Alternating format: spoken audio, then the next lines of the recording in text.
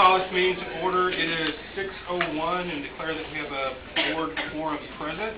If you will please stand for our invocation, which will be led by Mr. Michael Spears, and then our pledges of allegiance, which will be led by Roberts Elementary students, Zoe Brannon, Ella Park, Sadie Park, Kaylin Gibbons.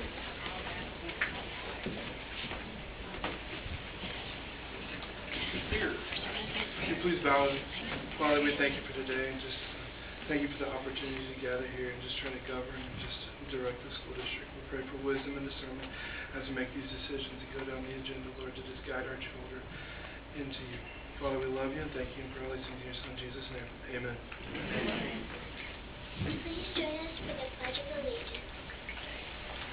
I pledge allegiance to the flag of the United States of America and to the republic for which it stands, one nation, under God, indivisible, with liberty and justice for all. Please join us for the Texas flag pledge. Honor the Texas flag. I pledge allegiance to thee, Texas, one state under God, one indivisible. Thanks, ladies. We'd like to ask our board to begin making its way to the front as we transition into our awards time, achievements, and recognition. I will now turn the presentation over to Mrs. Carla Christmas.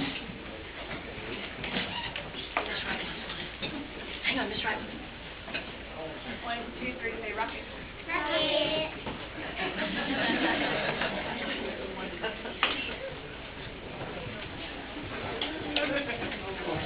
Good evening, Superintendent Massey, Board President Howard, board members, staff, and our guests. Tonight, we're going to begin our recognitions by inviting Dr. Matt Robinson, a board member of Friendswood ISD, and a representative of the Texas Association of School Boards. Dr. Robinson. Well, thanks everybody for being here. I want to thank Superintendent Massey and President Howard for inviting me tonight to make this presentation. And this is for Trustee Atkins, and I have something in common with him besides the fact that I'm a board member in a different district. In 2013, I also completed a leadership TASB program, and I also, like him, was the first from my district to ever do that. And what the Leadership TASB program is, and I think you guys need to know this, it's a program that's for school board members all across the state. Usually it's anywhere from 70 to 100 people apply. 36 are chosen. This is from across the entire state. You spend 5 long weekends, very long weekends, yeah, all in different locations across the state. And it's not, 5 weekends of partying or anything like that. Basically, you hear you hear from education speakers from all over the state and all over the country even, on how to do things, a few examples of how not to do things.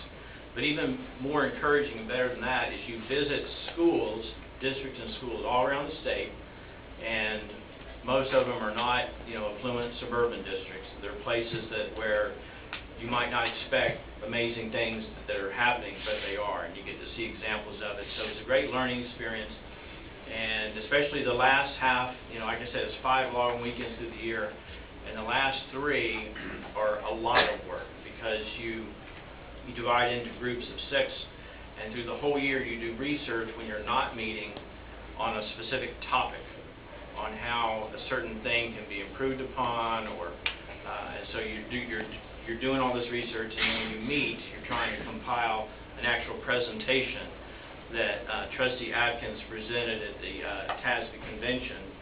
His group did this past September. So it's a real good thing to do. But I tell you another reason, even more important than that I'm honored to be here tonight and to make this presentation, is that from 1978 to 1982, I was walking the halls of that school right across the street over there, and people like I don't know how many people, if you guys know these names, are going to be, you might not know these things, but Helen Miller, Donna Jablecki, Deason Hunt, are 3 teachers that I had that had a real profound impact on me And then my mother, I'm a little bit biased. She was a English and Spanish teacher at the high school there for a long time too. But it's because of teachers like that. It's a large reason that this district is so good, and it's why these 7 people up here are taking time away from their work and their families without compensation to be here because they believe in it. They believe in it, and it's teachers like that that I mentioned that they want to encourage and grow. But anyway, I got kind of off subject a little bit there. But anyways, it's my pleasure. The Leadership TASB program welcomes and recognizes Trustee Jerry Atkins from Brazosport ISD as a lifetime member in the Leadership TASB Alumni Association, a network of school trustees who work to enhance school governance in Texas to ensure our children have a future of success. Thank you.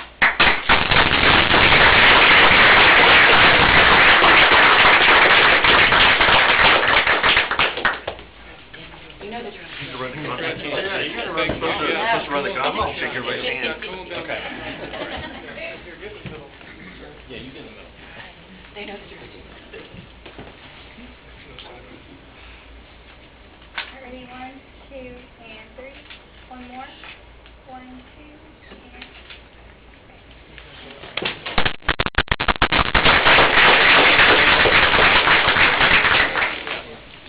Thank you, Dr. Robinson. I actually have all 3 of those teachers in the room.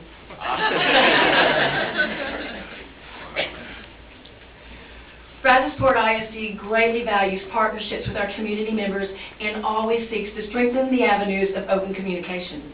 In 2013, the district began the Leadership BISD program for the purpose of giving community and business partners an in-depth look into our district and its operations, as well as to encourage advocacy for our schools and our programs.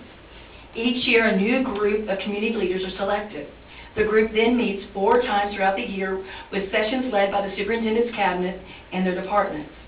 The ISD would like to thank the following community leaders for their participation in the 2016-17 Leadership BISD program and ask them to please join Mr. Massey and the board when I call their names.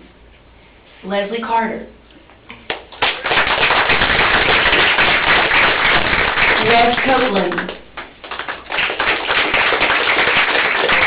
Rose Davis. Jackie Fuller. Mike Kessler, Tabitha Ray, Cheryl Sellers, and Stephanie Cannon.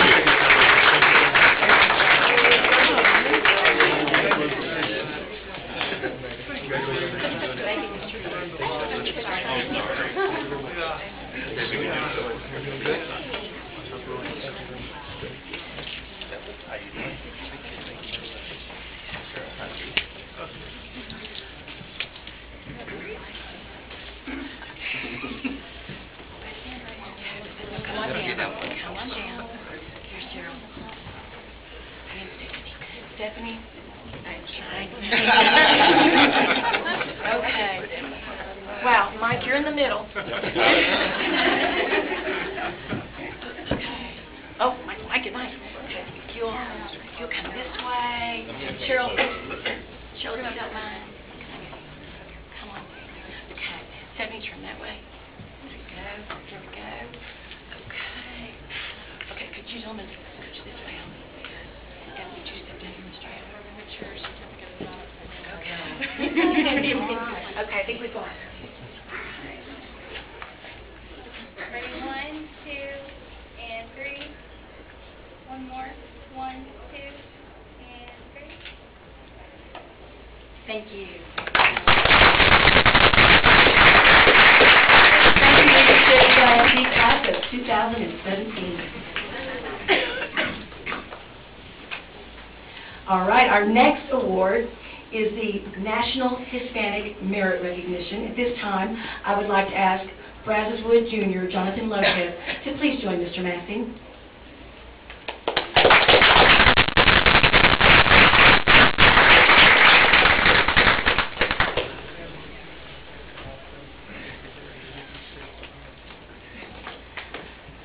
Jonathan played placed in the top 2.5% on the PSAT NMSQT among all Hispanic and Latino test takers in our region. As a result, Jonathan has been invited to participate in the College Board's National Hispanic Recognition Program. Each year, the NHRP recognizes about 5,000 of 250,000 students who take the test. The College Board's NHRP program is an academic honor that colleges often use to identify academically exceptional Hispanic and Latino students. Jonathan will be participating in this program this summer, and he is a junior, so he has all through next year, and we know we'll be seeing him again. Congratulations.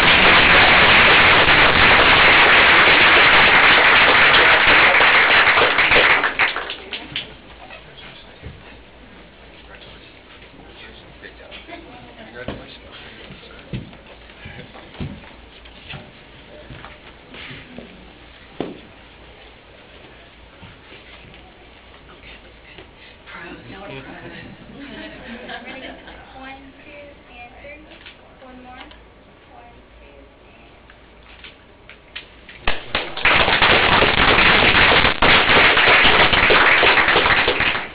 And now we move to the most enjoyable part, no offense. Oh, not except for Jonathan. Jonathan was very good. Sorry, Jonathan. Because it's the student part, and recognizing students is really the most enjoyable part of our evening. I would like to ask Mr. Chris Hutchison. He is the coordinator of Fine Arts and Extracurricular Programs.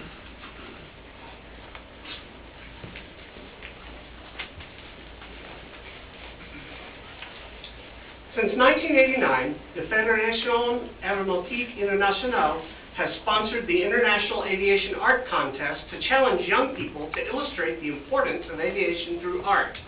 Children between the ages of 6 and 17 submit their entries to be judged in 3 classes according to age, and at least in part for its creative use of the theme in relation to the aviation world. This year, AP Boydell 3rd grader Canon Taylor Clemens was awarded first place in the state in the 2017 International Aviation Art Contest. Canon's artwork is in Washington, D.C., where it will go on to compete at the national level. Canon will be recognized at the Texas Aviation Conference during the awards banquet later this week.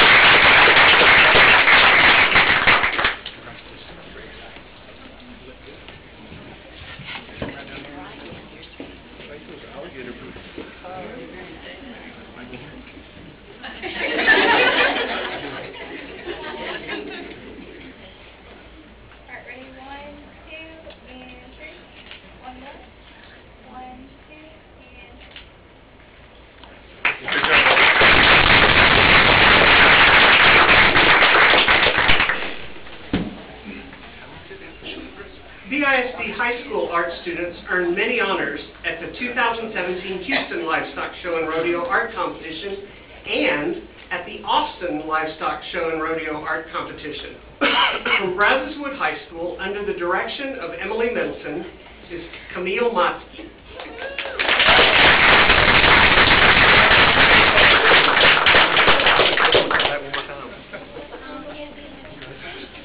Ellison Bowles.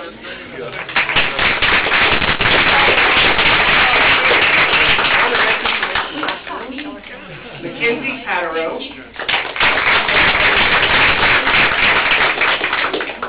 And Lindsay Arthur.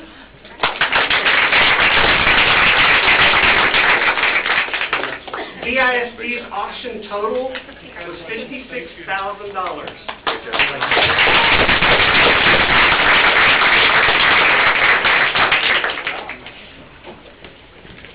Some of these young ladies have been here multiple years, and this is their last year. But we're growing up more.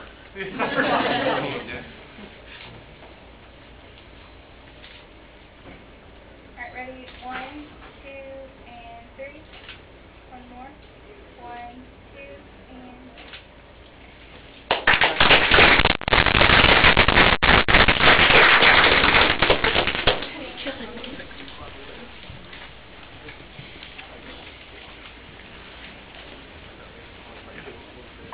At this time, I would like to introduce you all to Coach Mike Farrell. He is the new Associate Athletic Director for the Brazosport High School Feeder Pattern, and he will present the next award.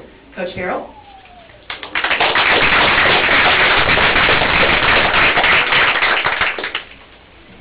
Thank you. This is beginning of a great night for Brazosport Athletics on both sides of the feeder patterns.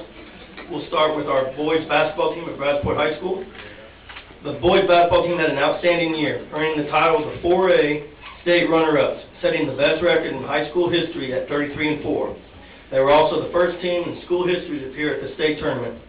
The team and the coaches, led by head coach Andre Waddy, earned numerous awards for outstanding season. Sheldon Burton, District Honorable Mention.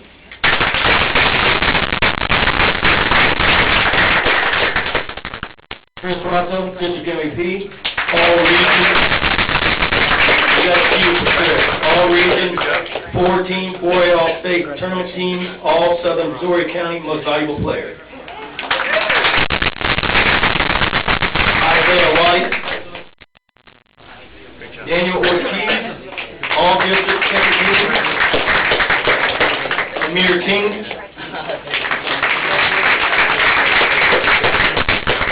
Jarvis Davis, District Honorable Mention. Hunter Quick, all region 14, Greater Houston All-Star, All-County Defensive Player of the Year. El Shaddai Edwards, Javon Ramsey, Jason Cooper, first team All-District, and all Southern Missouri All-American. Don Sparky, and then coaches Rodney Williams, Darrell Johnson, Sean Berry, Calvin Stewart, and head coach Andre Waddy,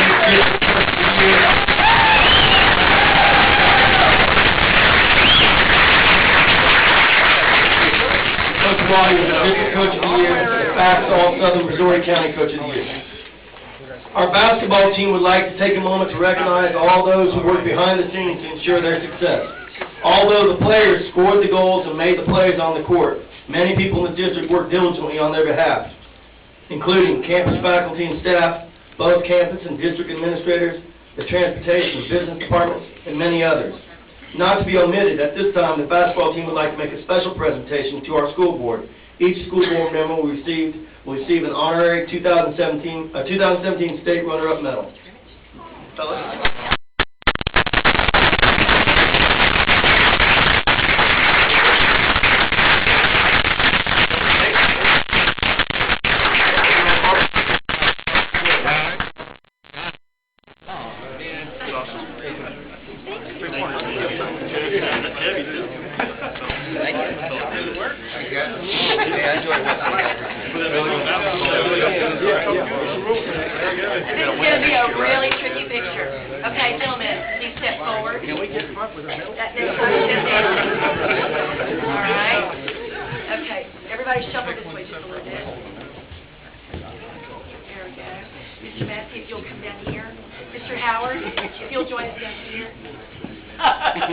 Mr. Sullivan. Yes.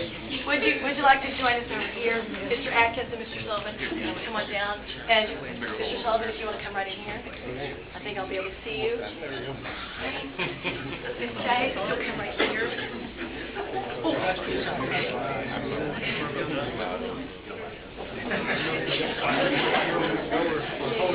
All right, if everyone will look here. Okay, let me see. Young man in the yellow shirt. That way.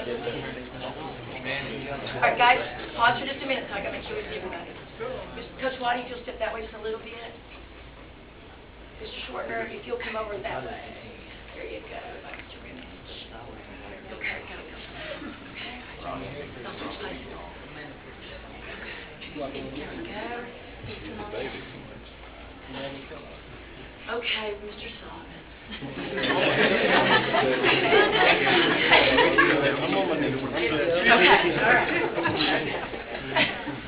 All right, everyone, this way, please.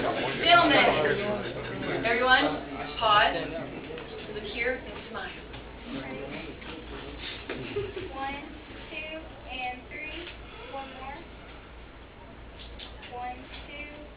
and 3. One more, and take, everybody smile. Everybody smile. Big smile. 1, 2, and 3.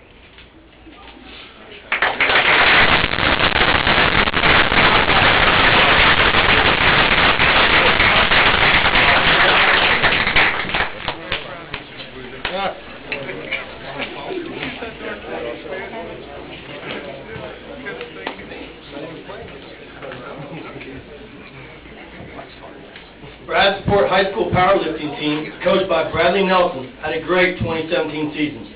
The girls team placed second in the region, with the highest placing girls powerlifting team at the regional meet, along with back-to-back state champions. The boys team had the third best overall state champion in powerlifting. The members include Jonathan Cardenas, the regional and state champion.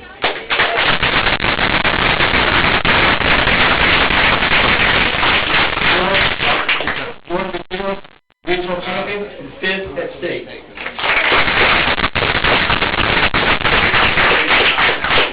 Nathaniel Thomas, regional runner-up, state qualifier. Brianna Tovar, regional runner-up, state qualifier. Victoria Martinez, third place in the region. Rosa Navarrete, fifth in the region. Caitlin Neves, regional qualifier. Carla Hernandez, regional qualifier. Antonio Williams, regional qualifier. And Coach Bradley Nelson.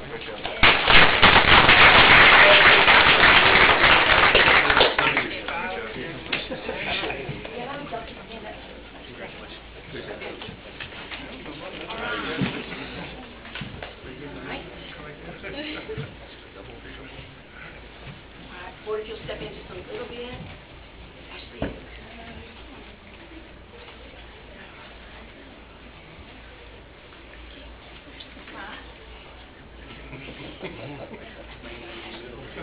There's no rules.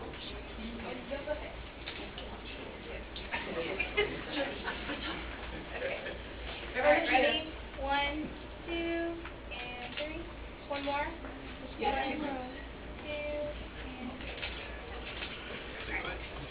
Here, wait, everybody hold on still. Wait, up here still. Wait.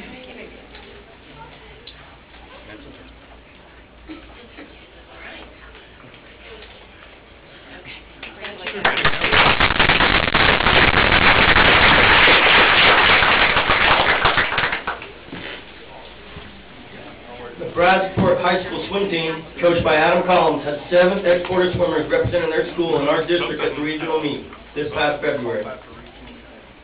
Representing at the regional meet, Elizabeth Espinoza, regional qualifier.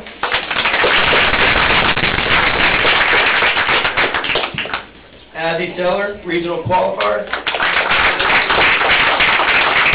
She was academics all district.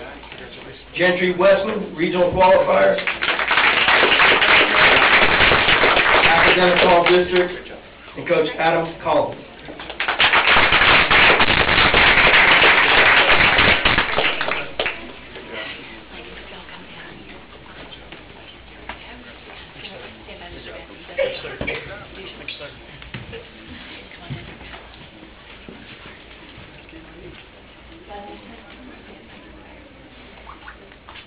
Alright, ready? 1, 2, and 3. One more. 1, 2, and 3.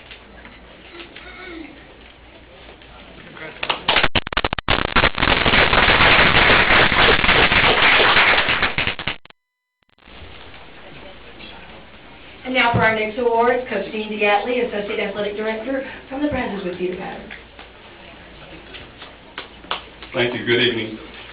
Brazoswood High School swimming. We have 11 members, coached by Robert Brown, that earned spots at the regional swim meet. Our assistant coach, Andrew Rivera, is representing them tonight. First, we have Jordan Alford, regional qualifier. Copenhagen, regional qualifier.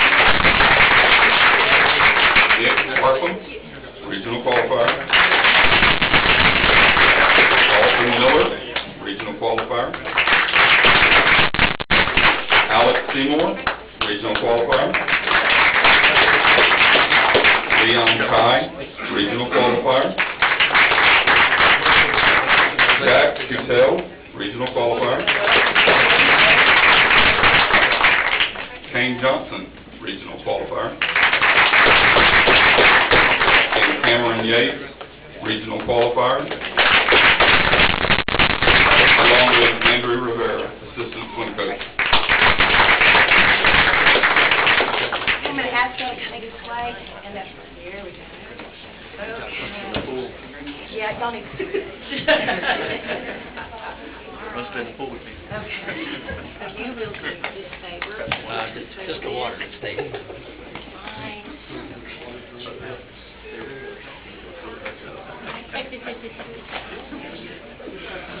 You see everyone? Yeah. All right. All right, ready? 1, 2, and 3. One more. 1, 2, and...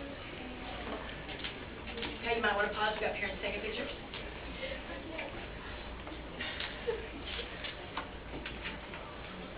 Okay, wait.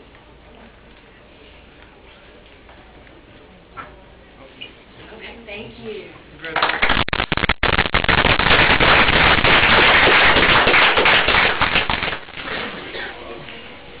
Next, we have Brazos Wood boys basketball that's led by Coach Mark Patton. We have 3 young men that received honors this year. First, we have senior Tim Samuel, first team all-district, first team all-county. Davion Clark, second team all-district. And thirdly, we have Cole Armstrong, first team academic all-district, TABC academic all-state member.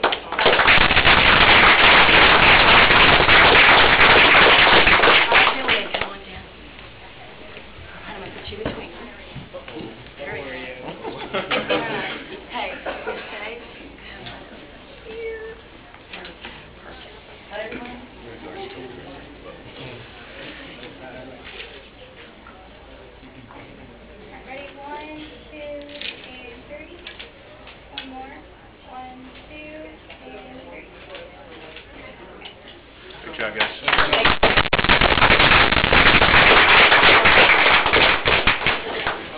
Next, we have Brazos Wood High School girls basketball. We had several members make the all-district team. They're led by Coach Lindsay Robertson. The one thing that I think is very, very impressive by this group of young ladies, every single member of the basketball team is an academic all-district team.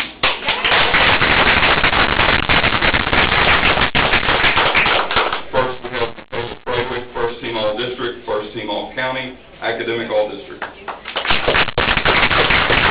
Haley Harrington, second team all-district, academic all-district. Hannah Harrington, second team all-county, academic all-district. Taylor Helms, all-county sixth man, academic all-district. Viviana Rojas, academic all-district. Casey Washington, academic all-district. Haley Helms, academic all-district. Cassandra Polito, academic all-district. Caitlin Andell, academic all-district. Cassidy Racino, academic all-district. Okay, ladies, if y'all will step back a little bit, and you two turn toward each other. There you go. Turn. There we go. Turn. Show that way. Turn that way. There we go. Now, if y'all can kind of just shuffle this way. Kind of move you right over here.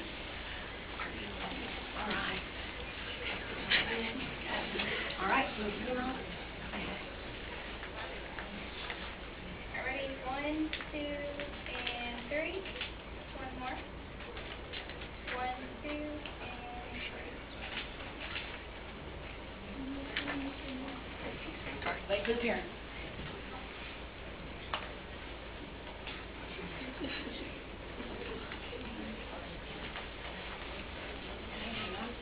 Thank you. Oh, wait. One more. Sorry. Sorry. Thank you.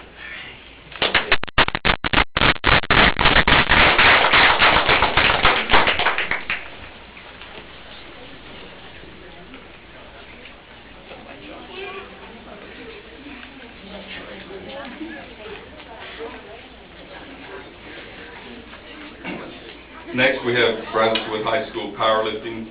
The Bucks had 2 state qualifying lifters this year with 4 other regional qualifiers, and the team is coached by Randy Brooks. First, we have Adelaide Liao, regional qualifier, state qualifier, second in regional, 12th in state. Alyssa Milan, regional qualifier. Brooke Beckham, regional qualifier, state qualifier, first in regional, 12th in state. Jaden Marino, regional qualifier. And Coach Randy Brooks.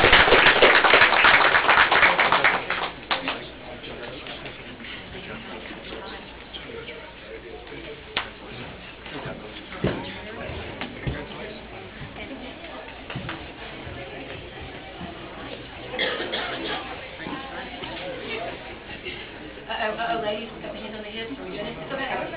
Okay. You're right. You're right. Alright, ready? 1, 2, and 3. Once more. 1, 2, and 3. That was 2 more.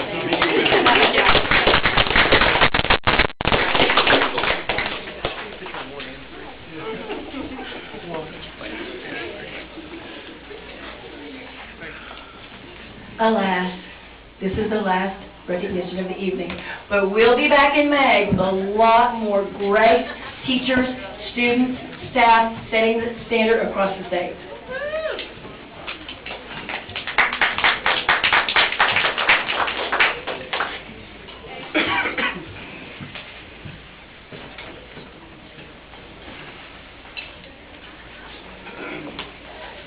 At this time, in accordance with BISD local, the board will provide an audience with individuals who have signed up prior to the meeting to address the board.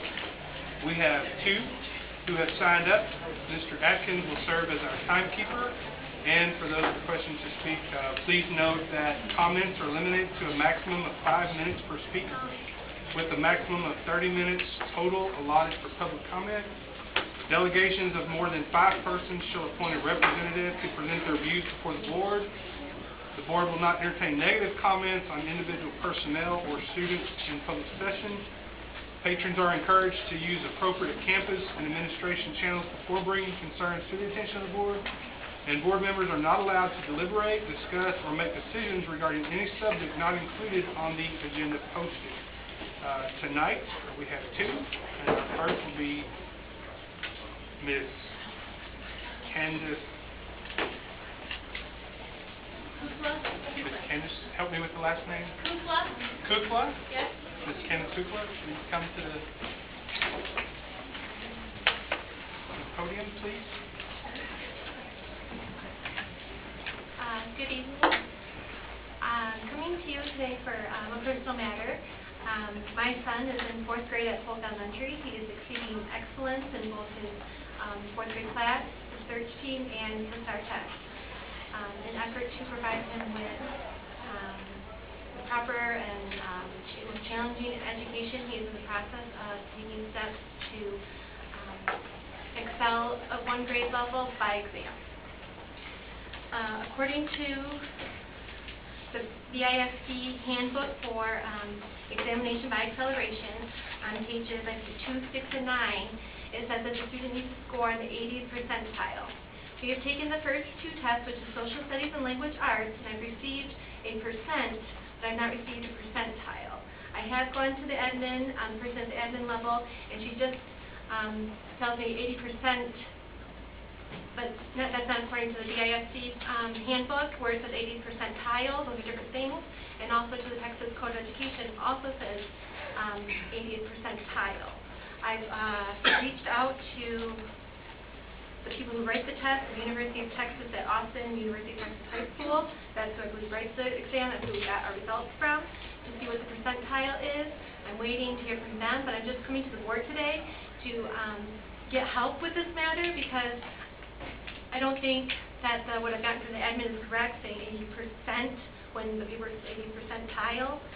And then we're not looking at the student as an individual, providing him with the best education that meets his needs. We're just, you know, I just need help looking into this matter further. So I'm just coming to see if somebody could help me because I don't know where to go. Absolutely. Thank you for coming. Thank you.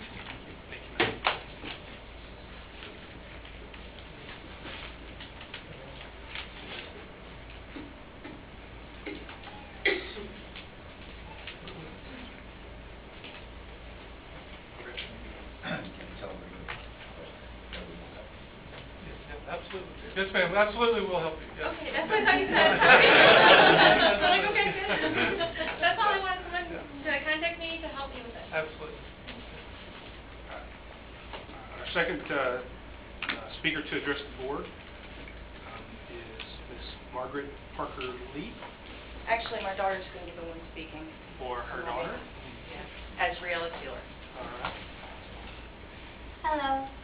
I just wanted to let you guys know what students feel about Teresa Strain. She was our director and someone who cared for us. When we were in need, God was there. She was someone who cared really a lot about what we were doing.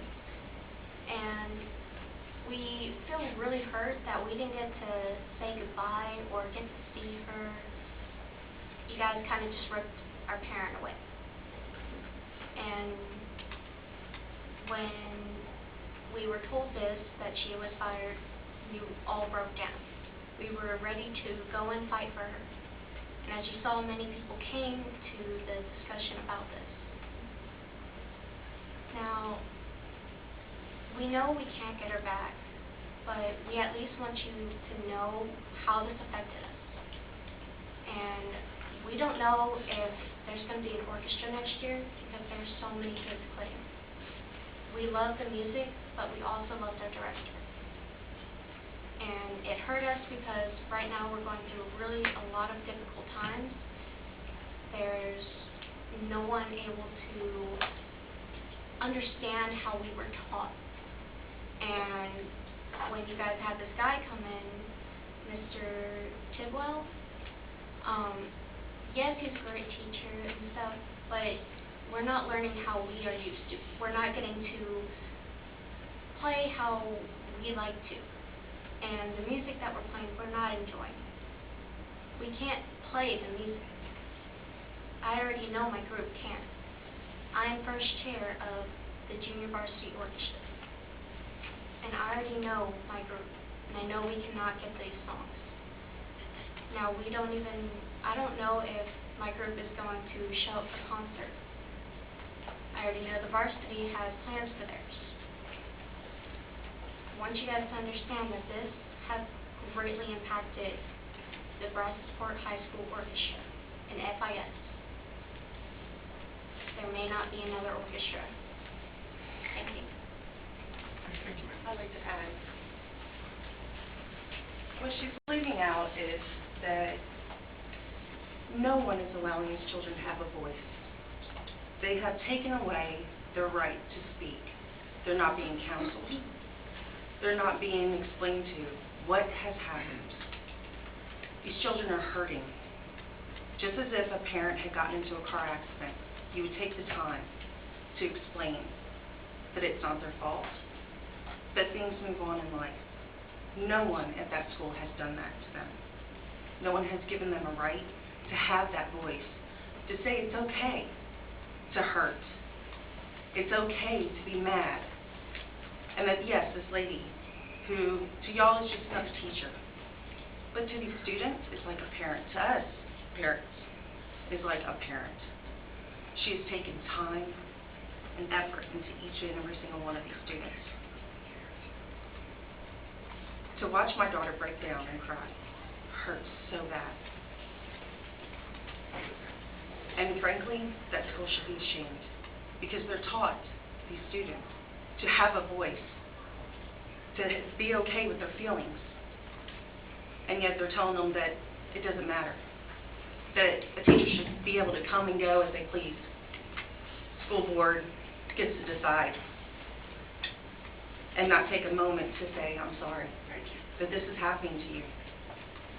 And what can we do to help adjust y'all to what has happened?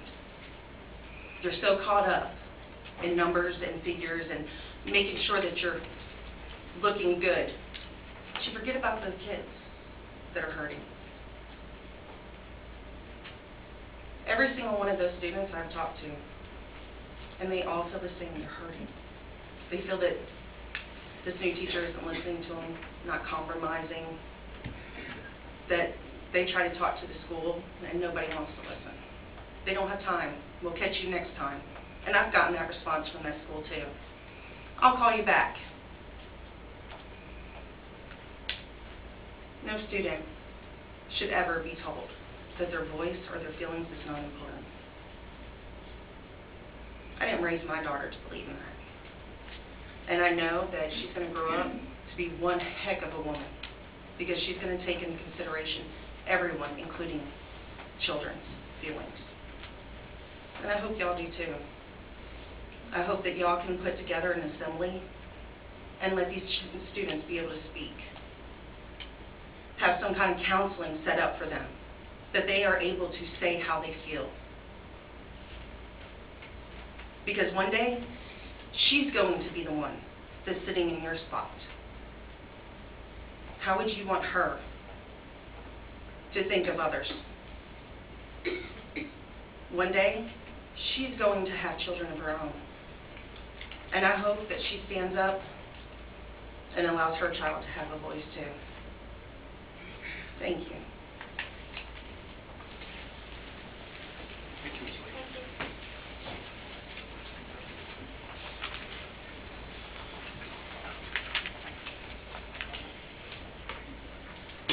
The next item on our agenda is the consent agenda. Are there any items requested to be pulled from the consent agenda?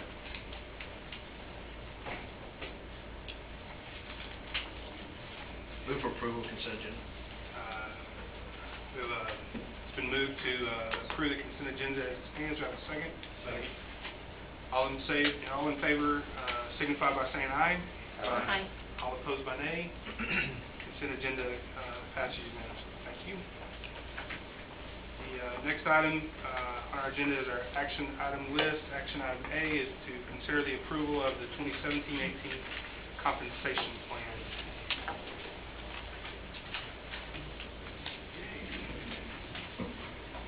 Thank you. Good evening. In accordance with Board Policy DEAB Legal and District Goal 5, BISD will recruit, develop, and retain highly effective staff. It is my pleasure to present the compensation plan for 2017-18. Board members, if you'll please refer to the compensation plan in your board book as you consider approval of the plan.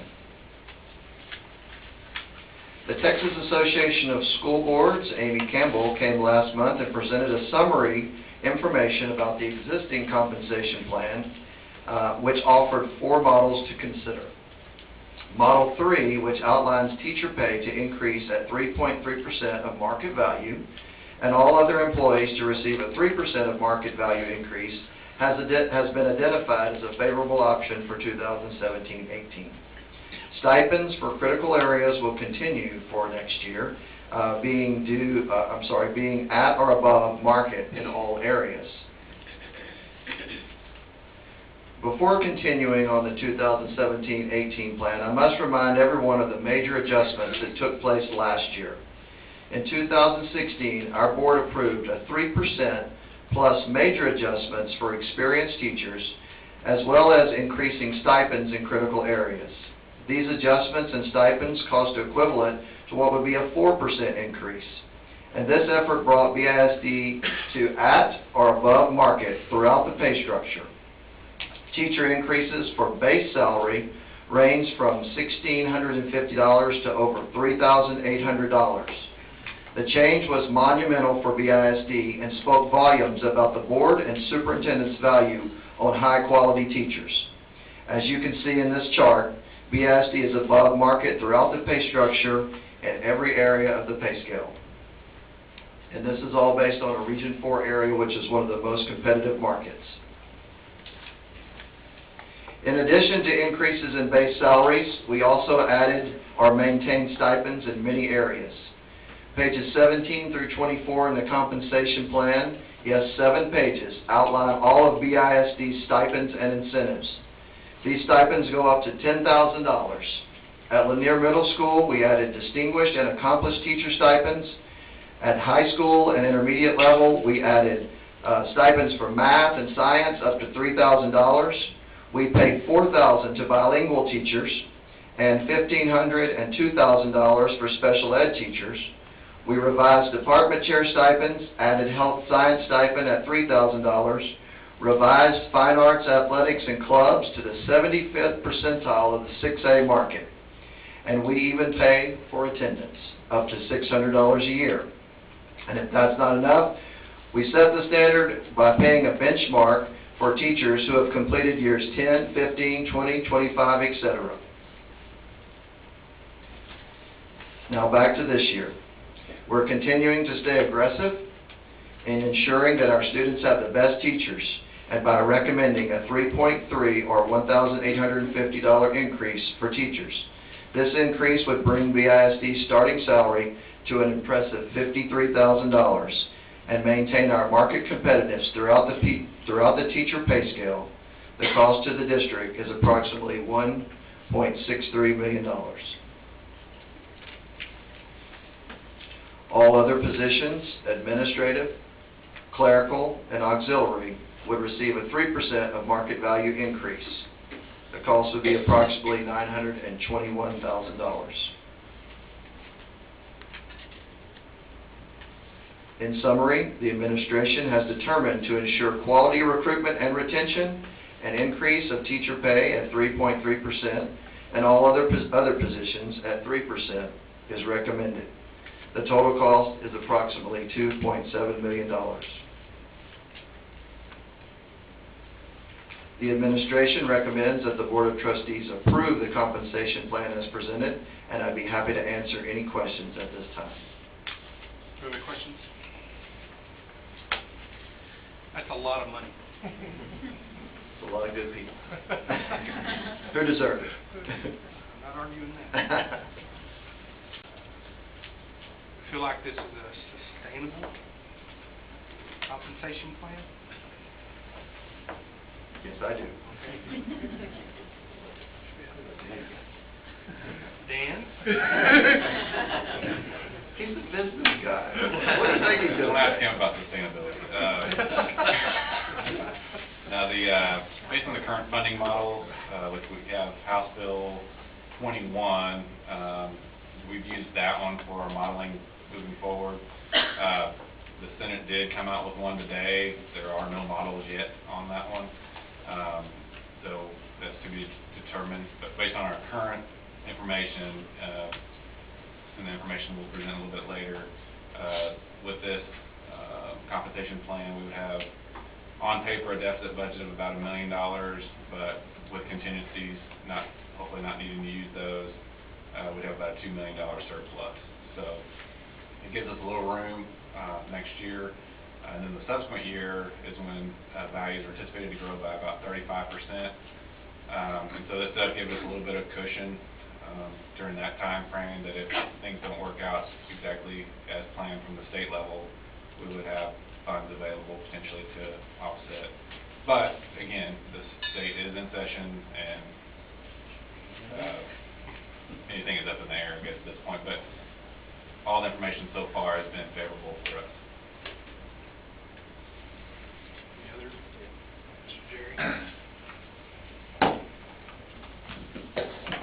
Yeah, I too had the concern on the sustainability, but this year it looks like that we're good. I think we need to be looking for next year and the year after to make sure that we don't get ourselves in a hole. We're not only are we doing the raises, but we're also adding, the people that we need, and so that is, and the raises are it's a continuing cost. So I think we need to be conscious of it, aware of it, but I think for this year, it's $52,000 is a pretty nice effort, and that's for listening to the principals and their process of evaluating the teachers and moving forward, and I'm hoping that they heard that this board, I'm not speaking for the board, but I think we all agree that we're encouraged to keep those good teachers and push them even further to deliver. So I think I think we're in fair shape, you know, money-wise. Session's not over, unfortunately, so they got to get. The House did it, and the Senate doesn't like it, and who knows what's going to come from there. So we'll have to see about that. But you know, I think we need to be cautiously aware. I think 3.3 is, you know, a good deal. I think it'll help. It'll help bring some of those teachers in, and making sure the principals hire those good teachers and keep them. And so our responsibility is to keep them paid accordingly. And we know we have end of the road down here. Sometimes it's hard to attract them. So I guess speaking to that, anybody else have anything? Make a motion. Just one. Okay. We're still top 10% in the state? Right now, we're right at the top 10% mark. Right, top 10, okay. 'Cause, I mean, when you start getting to that level, you know, 9.5 is a whole lot more impressive than 10. So I mean, I hope to be able to get to 9.5 at least with this. 9.5, okay. Or 9. No, or 9, yeah. So I'd like to know that number when we can. Okay. Sure. Not a question, but just a comment. The thing I heard from our workshop, our previous workshop, from our principals is that the increase from last year certainly helped them in obtaining good quality new teachers and experienced teachers, because our compensation was desirable. So I'm thrilled that we're able to offer that. Again, I'm thankful. So, Me too. appreciate all the work that y'all put in. Do you have a motion? I'll make a motion that we approve the composition plan as presented with the 3.3 increased teacher pay. We'll have a 3% market value. Second. All those in favor say aye. Aye. All opposed by nay. Motion carries unanimously. Thank you, Mr. Thank Ryan. you. Good day to be here.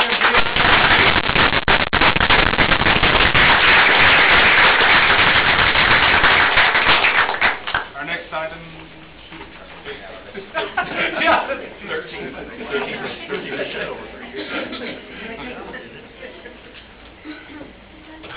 Our next item is action item B, the funding for student case management services, student mentoring, and job skills training with True to Life Ministries. Good evening. It's my pleasure to introduce from the nonprofit True to Life Ministries, Meredith King and Leslie Carter. And I would like to share that we've had a partnership with True to Life Ministries for the last 5 years through a mentoring program at Brazosport High School called Club Belay. We've seen tremendous success with connecting our students, especially our at-risk students, to influential adults through Club Belay. After seeing this impact on our students, knowing the needs of our students and the social services provided to our community by True to Life, I went to them along with our high school principals and our student services team of Mrs. Hasso and Mrs. Hurd and Ms. Phillips about the possibility of expanding our partnership. I feel strongly that the expansion of our partnership meets two of our beliefs of how we create student success. One, we believe all students can learn given the appropriate time and support. We know students who are at risk of dropping out of school need more supports. Two, an influential adult that a student can connect with can change the destiny of that student. Our proposal, which Meredith and Leslie will present, includes expanding Club Belay mentoring to the Brazowood 9th grade campus, contracting 2 student success coaches, which would work similar to case managers to leverage the social services and supports available from True to Life Ministries. We are also proposing the Pathways to Success lessons provided to all of our freshman students in the teen leadership classes. These are the skills that we know we need to teach our students, skills like how to write a resume, complete a job application, job interview skills, workplace etiquette, and online image. These are also referred to as Employment 101 training. welcome Leslie and Meredith. Thank you for being here. Thank you, Danny. It's a pleasure to come and talk with you about what we have worked together to create in the form of expansion of our services on our campuses. True to Life started in 2009, so we've been serving our local community for almost 8 years. We started because we understood that there was significant need in our local community and that need still remains. There's approximately 1 in 10 families in Brazoria County who live at or below the poverty line, and many more families in our community who are struggling financially and dealing with significant crisis in their lives.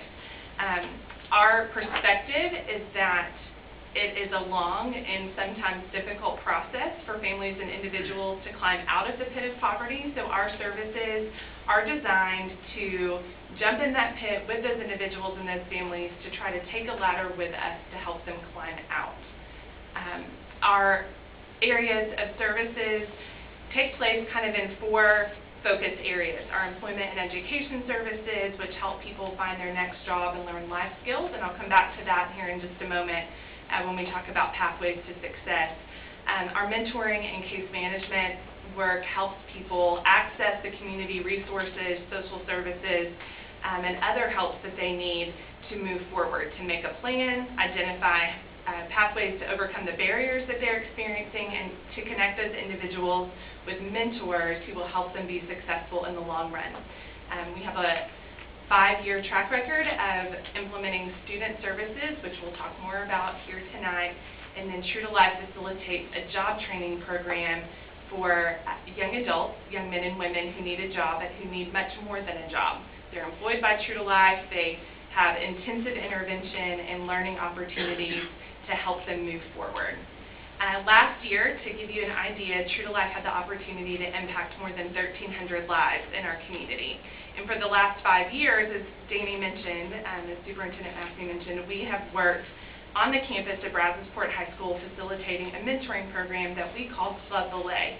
And we've done that through the support and funding of our local community, donations that have been given to make that programming possible. We're honored to partner with a number of community partners, both in the corporate sector, the private sector, other agencies, and nonprofit organizations who are serving people in need in our community. And our work really wouldn't be possible without those partnerships. I'd like to talk just a little bit about our employment and education services. Our strategy has 2 components: the classes that we offer and the one-on-one assistance that we provide for those who complete those classes and other life skills training that we offer. So for adults, we have been facilitating Employment 101, a 6-session class that teaches individuals how to obtain their next job for several years. Last year, we hosted 21 classes in our community. This year, we'll host 25. It has a significant success rate at those individuals finding their next job, which is critical for climbing out of that pit of poverty. And as individuals complete that class, we're able to follow up with them in their job search to help them learn basic financial management skills and budgeting assistance. What many people don't know is that we have a student version of this very successful class. It's called Pathways to Success because for students that sounds more exciting than Employment 101. So we have branded it, packaged it, included topics that make sense for students. We know that there are many students in our community who are financial contributors in their families. Their families need them to obtain employment, maintain employment, and contribute to the financial sustainability of the household to purchase simple things like food and electricity. And so we've had the opportunity to offer this class and summer programming in the last several years, but we are proposing to put this class inside of the new team leadership classrooms on both the Brazosport campus and the Beewood 9th grade campus. It would be a 6-session class that would include the skills that Superintendent Massey mentioned earlier. It is complementary to the team leadership curriculum, but it is not redundant. Team leadership curriculum does not directly address these tangible skills that our Pathways to Success facilitate, just in time for those students to hit the mark where they are able to pursue employment. to set them up for success to be able to do that. Before we jump into the mentoring and case management aspects of this proposal, I want to just briefly mention our philosophy on helping people climb out of that pit of poverty. So we understand that the circumstances that land individuals and families in that pit are very complicated. And studies show that in order for an individual or a family to transition out of poverty, they must increase their resources.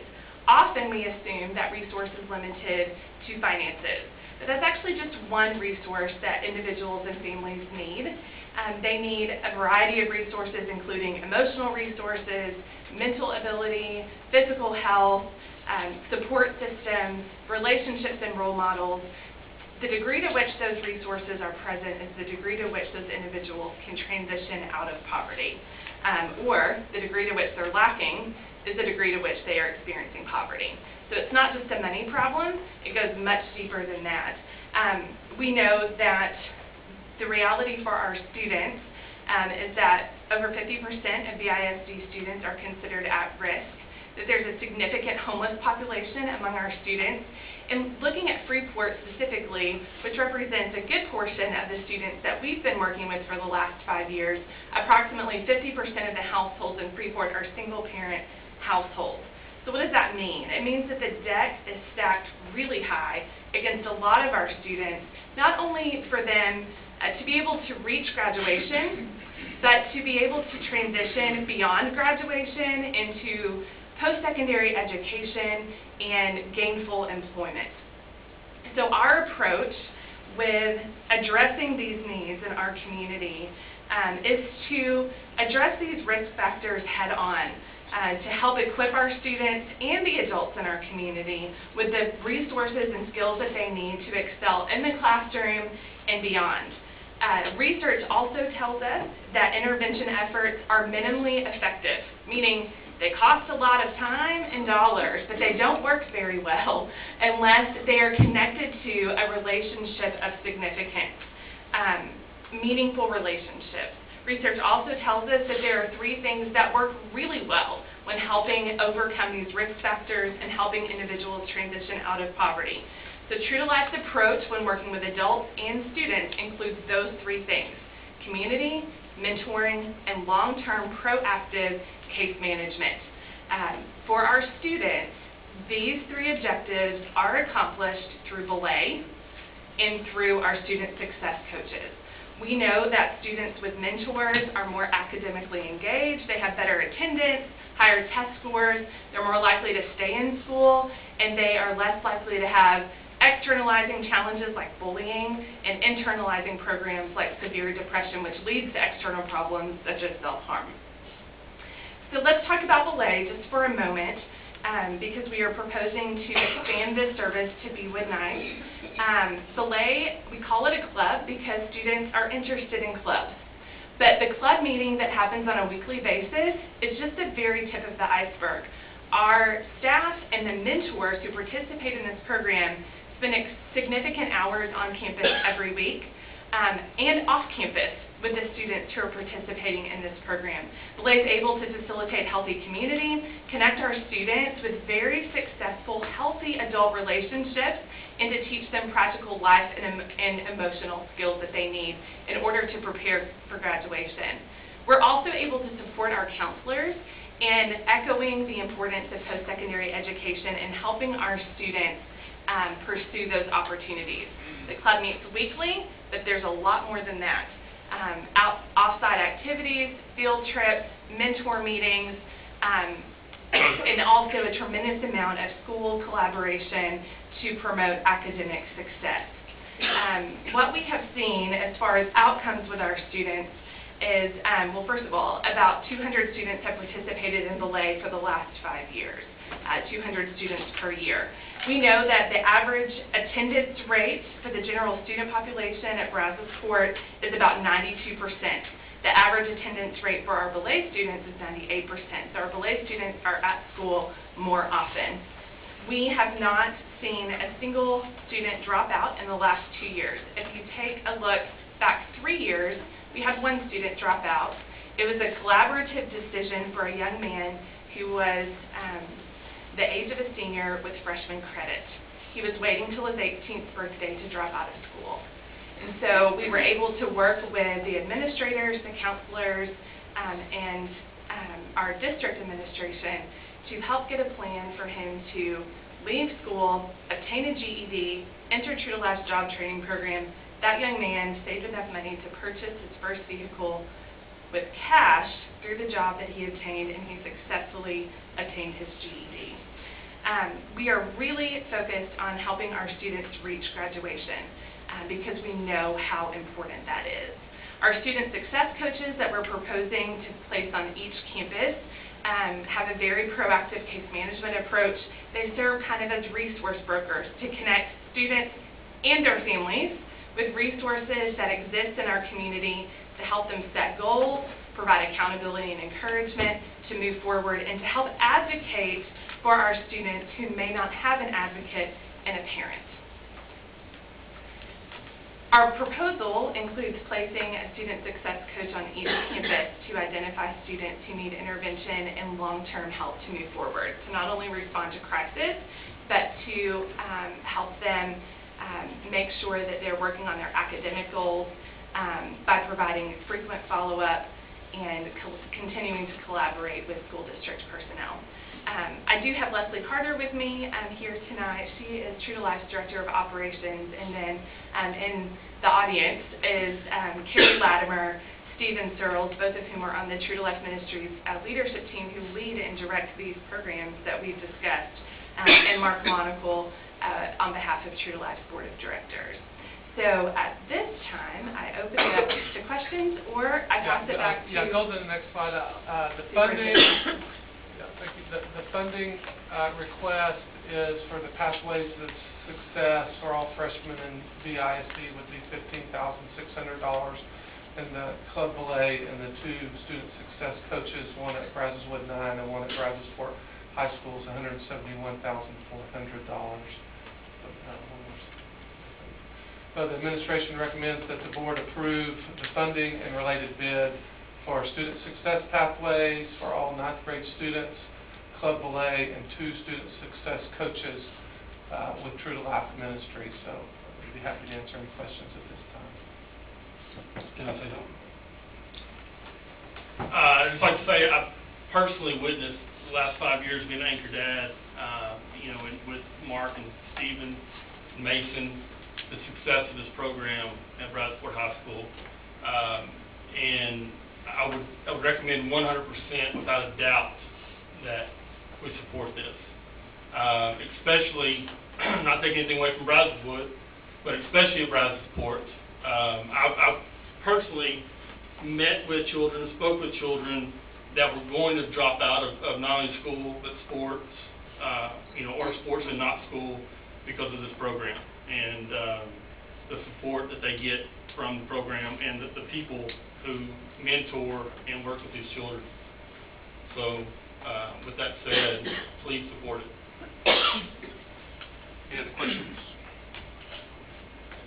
Scott? I just want to make sure that the Club Ballet is 2 lunches at Brazos Wood and 2 lunches at Brazos Fort. Is that the plan? Yes, sir.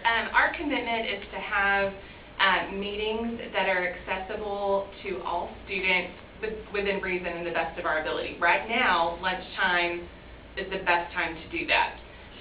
So if something changed from a district perspective, then we would adjust our service model to accommodate the students. For example, we used to meet before school, and now that school starts earlier, we use lunch times because it makes the most sense for our students. But we do plan to have 2 meetings a week? Yes, sir. Okay, at each school, at the 9th grade campus in Brazos. Yes. The thing that, and Lord knows I've asked enough questions. I apologize, but that's the way. They're great questions. And got great answers. The one thing that I would like is, to get an update after the first semester. I think that's critical for the bucks that we're putting in to see. And, we don't need success stories, just attendance and, if it's working and reoccurring, and I'm not sure what else we can put in there, but I think that's important for us for me anyway, to approve this money. Let's see. I guess that's all I have. Mr. Schwartner? No, I guess I'll just, we attended a secondary meeting, Mr. Howard and Mr. Atkins as well, to further discuss in detail some of these things, to get a little more background. But I think it's worth noting that the success coaches and belay comes with the support of many additional people back at True Life Ministries that will also be working on behalf of those people, training, developing, working with mentors, developing mentors, retaining mentors, working with curriculum, all those different things as well. So there's not just two success coaches in a club coming with this. There's a number of other things coming in. And it's unfortunate that we have to do all these additional things to support our children, but we as a board in our beliefs have stated 2 of the 3 of these check this box off: creating community connections, partnerships, collaborative partnerships that give students some type of connection back to their school, and then obviously everyone's accountable for student success, including community partners, including teachers, including staff, including mentors, and all these different things. So it is important. It is something that we do have to try to make as many of these kids as successful as we can, and this is just one more piece of that puzzle. One other comment. I know Judge Jack Brown does a lot to try to help and encourage and motivate children who have issues with attendance and truancy. And I think a lot of those children are the more higher at-risk type children. This may be something that could be incorporated, that when they go before Judge Brown, if he needs something to try to help right set those individuals, then maybe participation in Club Belay could be one of the options or alternatives to give them, because a lot of those children, they have poor home situations and lack of support, single parents. I mean, they have the issues. They have the whole gambit of issues. And so I think this could be one of those, I don't necessarily make the word mandatory, but with some stronger encouragement for those individuals, those students, to participate in this type of mentoring support program. I think that's something that I'd like to see, and maybe have a conversation with Judge Brown and let him know that we do have this as an opportunity to support those children who are lacking support in other areas. I would caution that to be two-edged sword. I understand. I usually have back to Judge Brown on Thursday, so we can talk about it. There you go.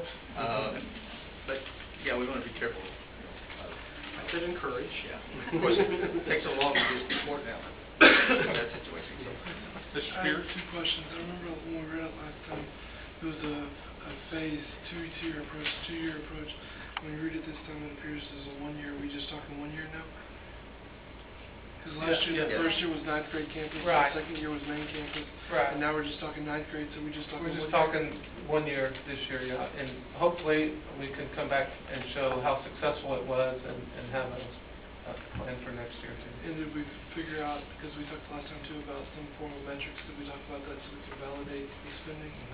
Yeah, some goals, we'll set some goals and some success measures and report back on program evaluation. And then did we work out the MOU versus legal stuff? We will. We wanted to get the funding approved, and then we'll create the MOU, make sure our legal team looks at it. You're now a team. We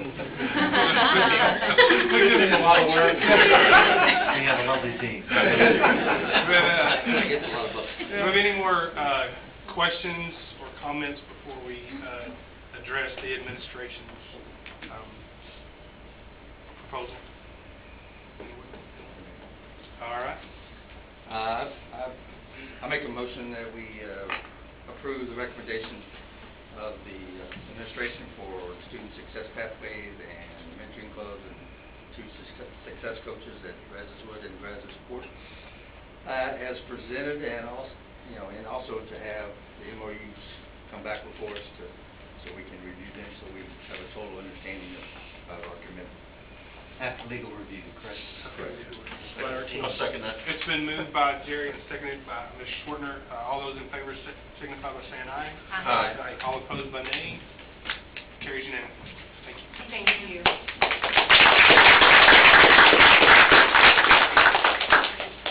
The next item on our agenda is action item C, additional personnel funding request. Ms. Phillips. Good evening, Superintendent Massey, Board President Howard, and board members. It is my pleasure to be here this evening alongside Ms. Claricel Davis to present to you the administration's request for additional personnel for the upcoming 2017-2018 school year. I'm always pleased to speak with you about the impact the behavior management team has had on discipline in the Brazos Fort Independent School District, and request your continued support of this team in their efforts to increase student achievement by providing behavior interventions and support. BISD has been staged by TEA for 3 consecutive years due to the disproportionality of students placed at the Disciplinary Alternative Education Program. This staging requires immediate action on our part, and although we have made gains in this area, it still remains a concern. Through training in restorative practices and the continued implementation of positive behavior implementation supports in all schools, and specifically within the integration of campus behavior specialists and a refined HOPE program for our youngest students, discipline referrals have steadily declined, with 565 fewer students receiving discipline referrals from this time last year. Additionally, campus staff report that their behavior interventionist is having a huge positive impact on their campus. However, they also report that the current number of behavior specialists is not adequate to meet the demand, as the number of students entering our district with significant behavior needs continues to rise. As you can see in the chart, the current staffing pattern for our behavior specialists has many of them spread very thin.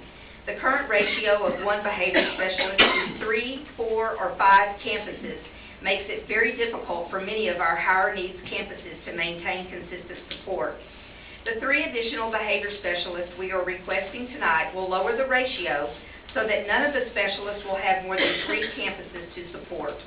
It is our belief, as well as information received from campus staff, that early intervention and the implementation of direct teaching and modeling of appropriate behavior standards is the key to building success for students in all areas.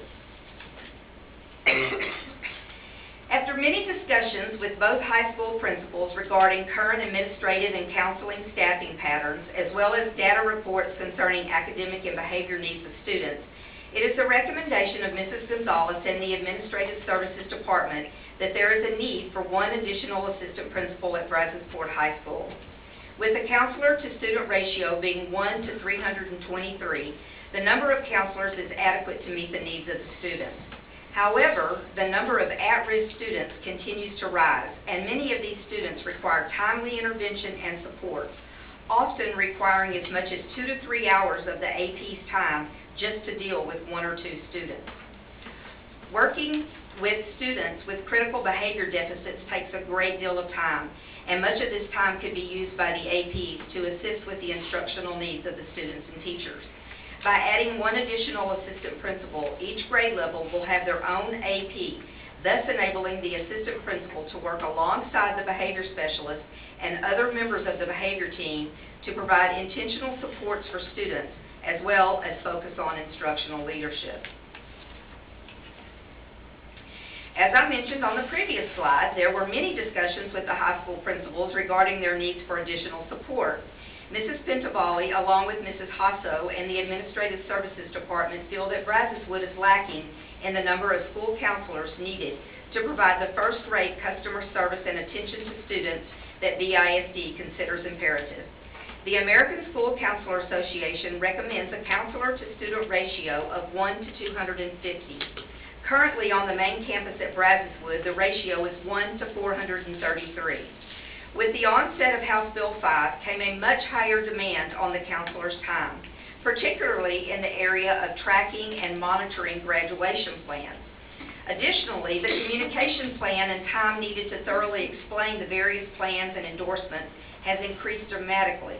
In addition to tracking and monitoring graduation plans, attending ARDS and 504 meetings, tracking personal graduation plans for at-risk students, and working to advise students on college and career goals, the high ratio of counselors to students results in missed opportunities for counselors to attend to the social, emotional support that many students need.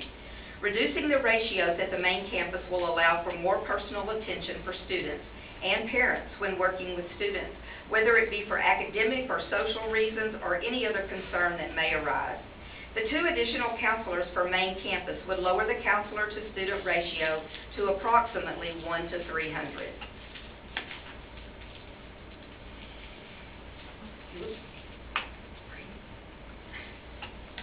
Be Success Academy is the only campus in BISD with a 100% at-risk population.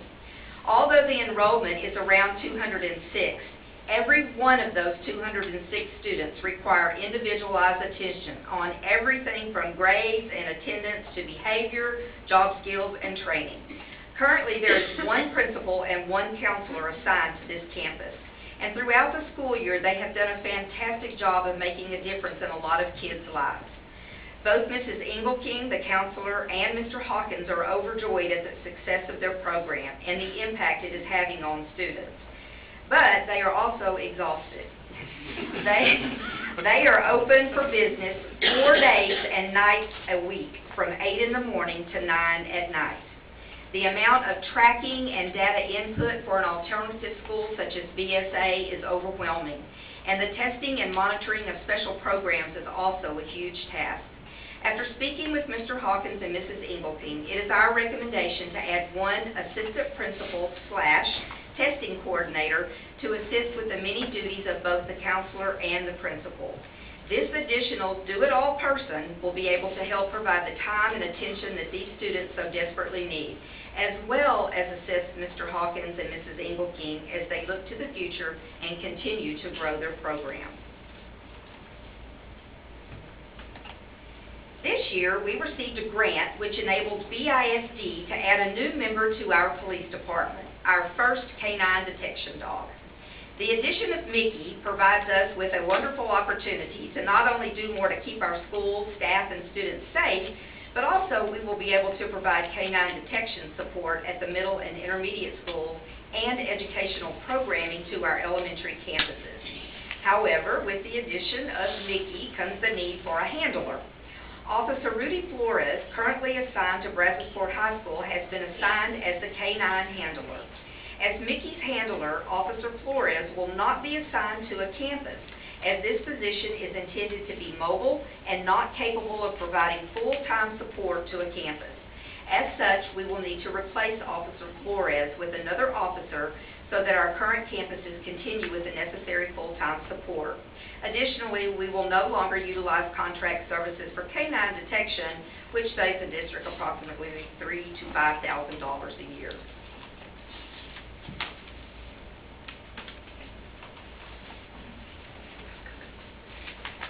Good evening.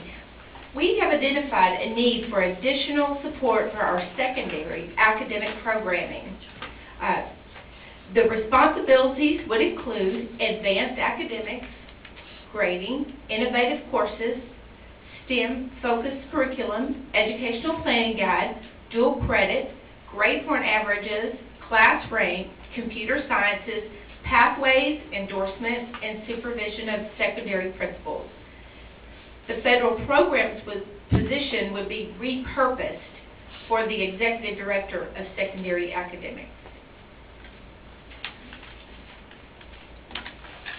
Next, we're very excited that Empower Ed will be expanded to include all students pre-K through 4th grade, and each campus will be assigned a dedicated digital coach. Secondary campuses, with the exception of Lanier, will continue to have the level of support currently offered. Stephen F. Austin STEM Academy will have a full-time digital learning coach to promote their STEM curriculum and technology integration. O.A. Fleming will have a full-time digital learning coach as their enrollment exceeds 600 students and more support is going to be needed for our early childhood learners. In 3 of our campuses, Lanier Middle School, Ogg Elementary, and Ney Elementary, the current library media specialist will serve as the digital learning coach.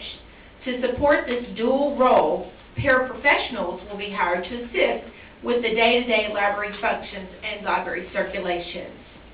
Additionally, the digital learning coach library media specialist will be given additional days to match the current digital learning coaches. The other 6 elementary campuses will have a dedicated digital learning coach that will be shared. We will use 2 of our existing coaches and add an additional coach to cover all of the campuses. And finally, we want another elementary gifted and talented teacher. Our elementary search program, which is our GT program, continues to grow, and we continually add students. And as we continue to study and improve our identification process and advanced curriculum, we're going to be adding even more students to our search rosters. So we need an additional teacher to provide that instruction and to provide more time for our existing search students. Our search classes are in excess of 22 students at some locations like Brannon, Boydell, Ney, Polk, and Roberts. With the addition of the 4th teacher, we could lower the teacher-pupil ratio at these schools.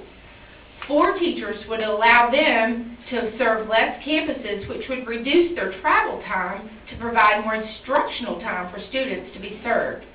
4th grade students would benefit from additional time with the search teacher to ensure full delivery of the curriculum as demonstrated by the completion of 2 search projects.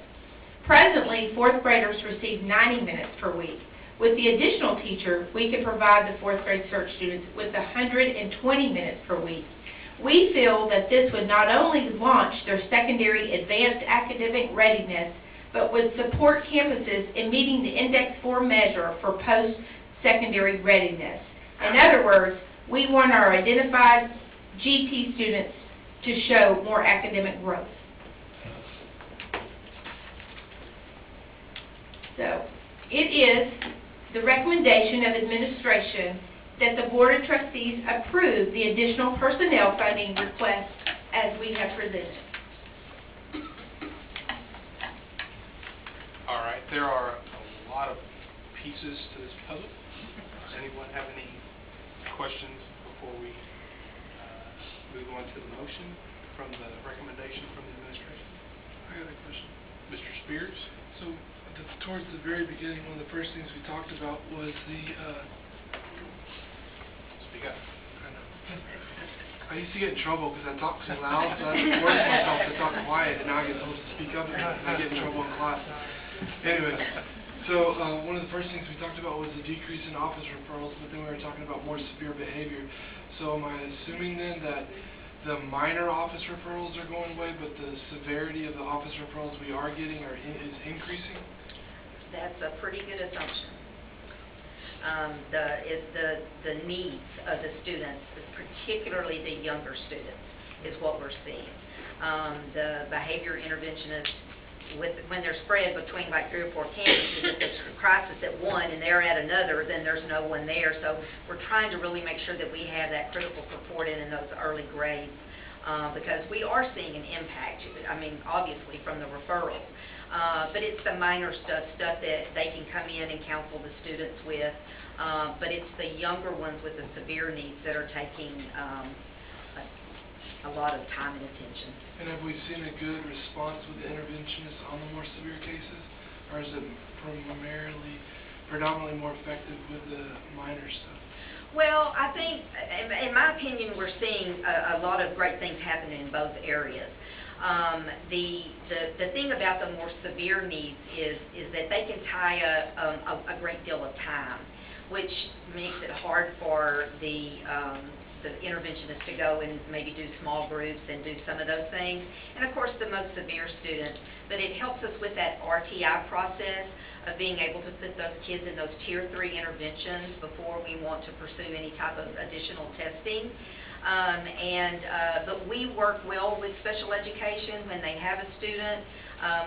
We will go in and help use our people to try to help support some of that prior to a student being placed in that program as part of that RTI process.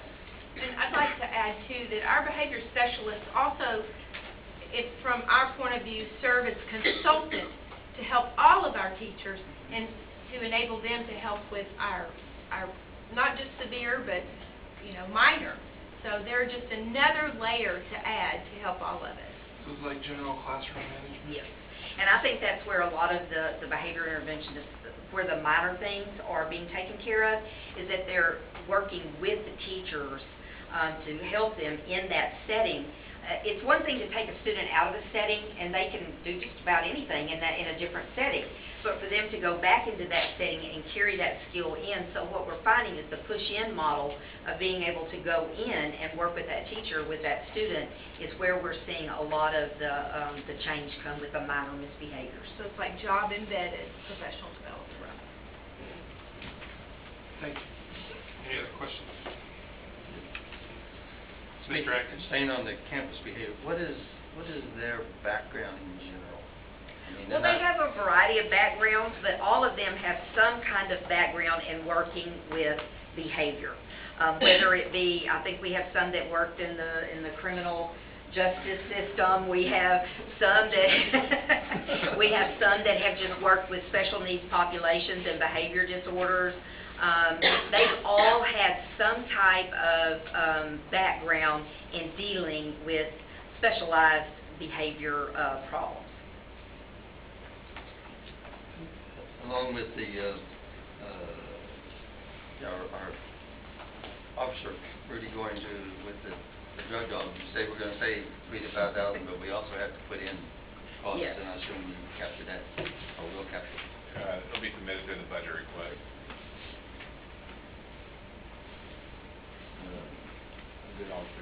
I have a question on the interventionist, the behavior yes, sir. Interventionist, Ms. Phillips. So I want to make this sound correct. Okay.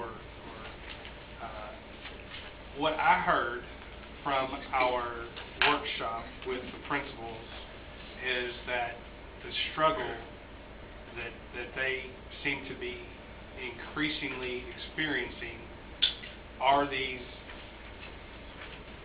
children who have greater and greater needs, specifically the behavior issues, because they're really messed up, just to say it as nicely as I can. And so we're still talking about splitting time between a behavior specialist, a behavior specialist splitting time between campuses. And so my question,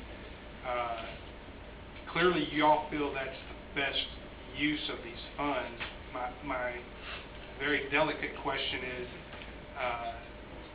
are you sure that's right? Do you feel like that's the best use, as opposed to the I'm not sure what they're called, but the in-the-class aide or whatever, who is sitting with, corralling these kids who are disrupting?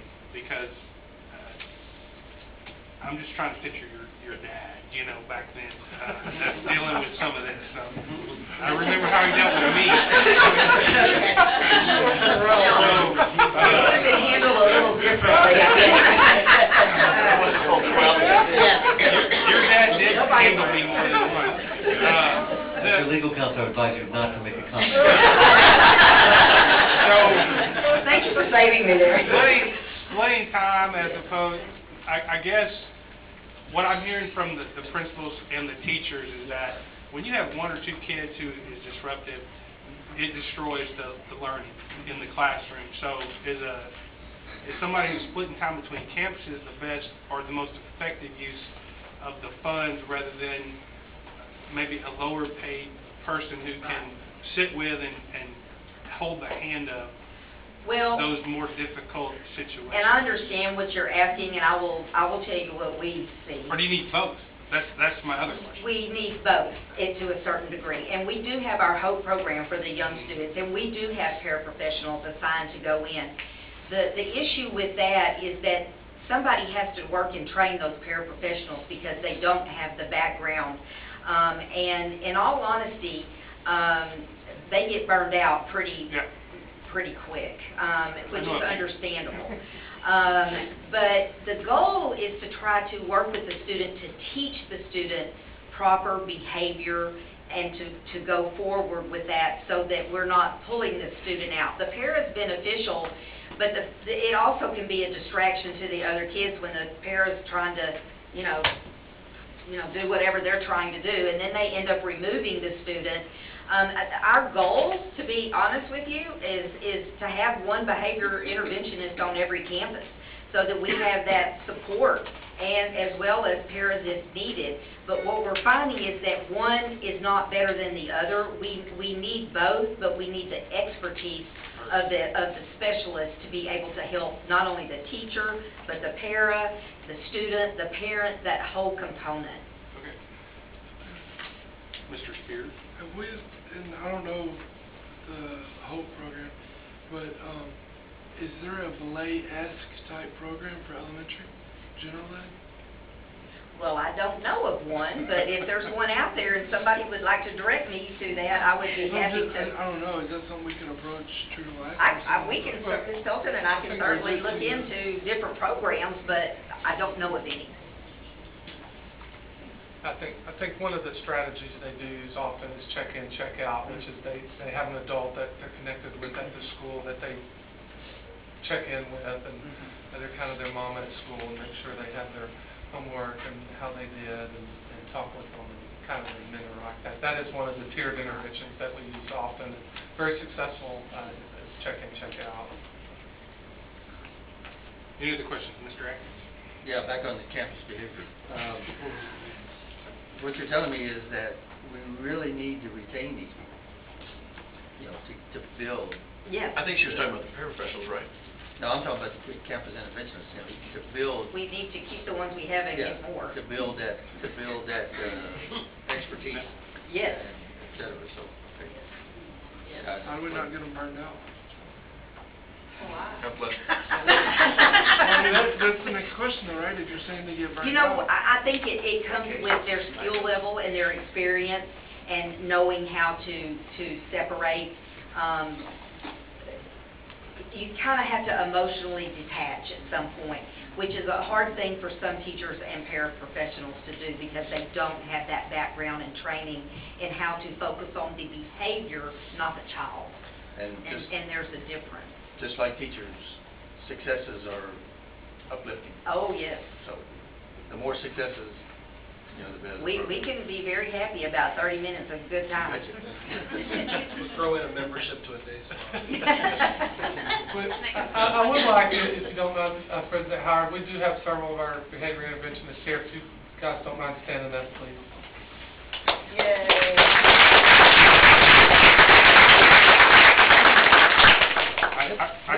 They're all returning. I just feel like this is going to grow. The children that we have with the additional behavioral needs that they have is just growing every year. So I don't want to be just throwing a drop when we need a bucket. Right. So that's why I'm asking. I mean, is this the best use of our funding at this moment in time? At this moment in time, I truly believe that we have some great things going and we need to grow that and continue that.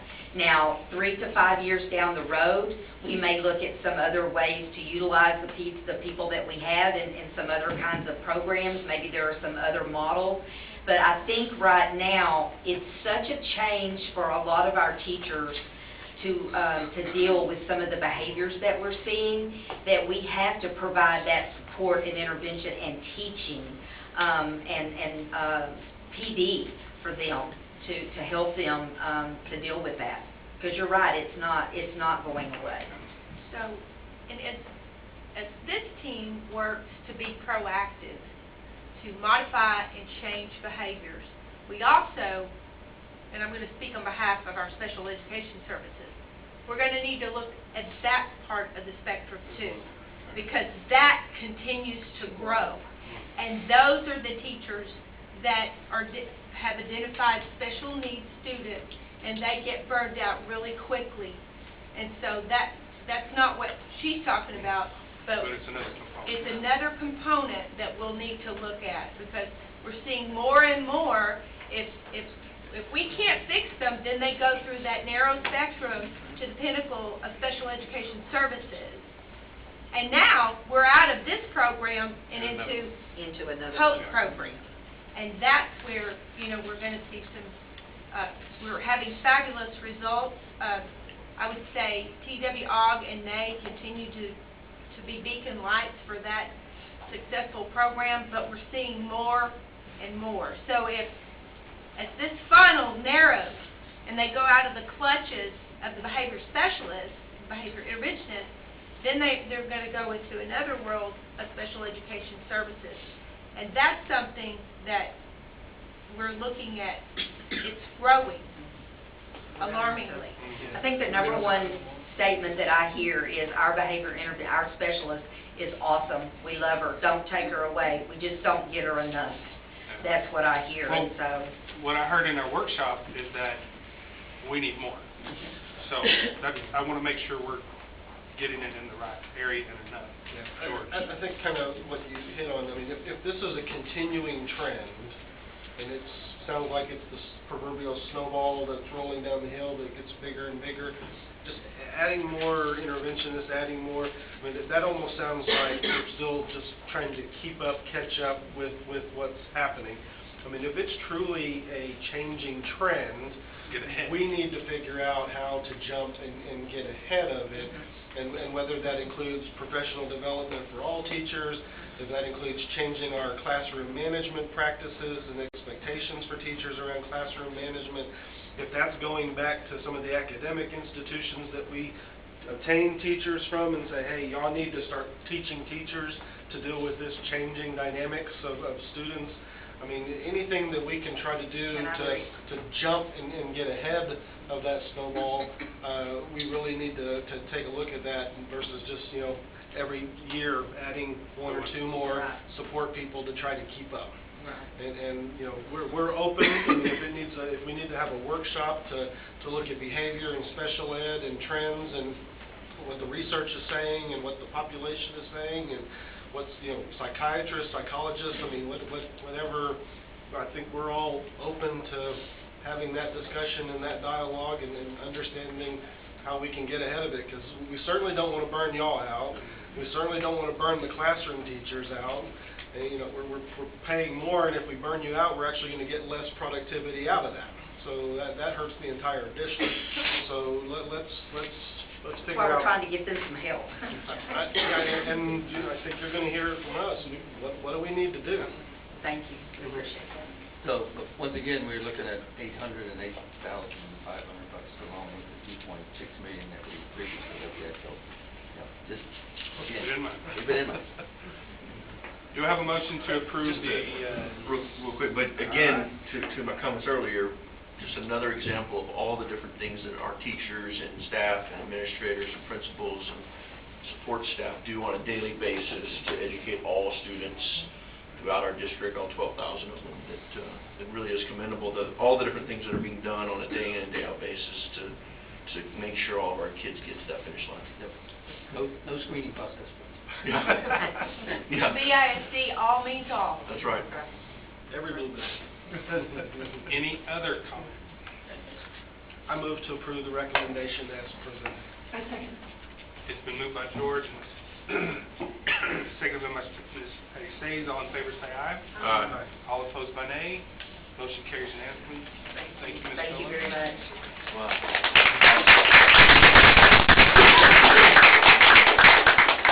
Our next item on the action item list is action item D, to consider the guaranteed maximum price for package B.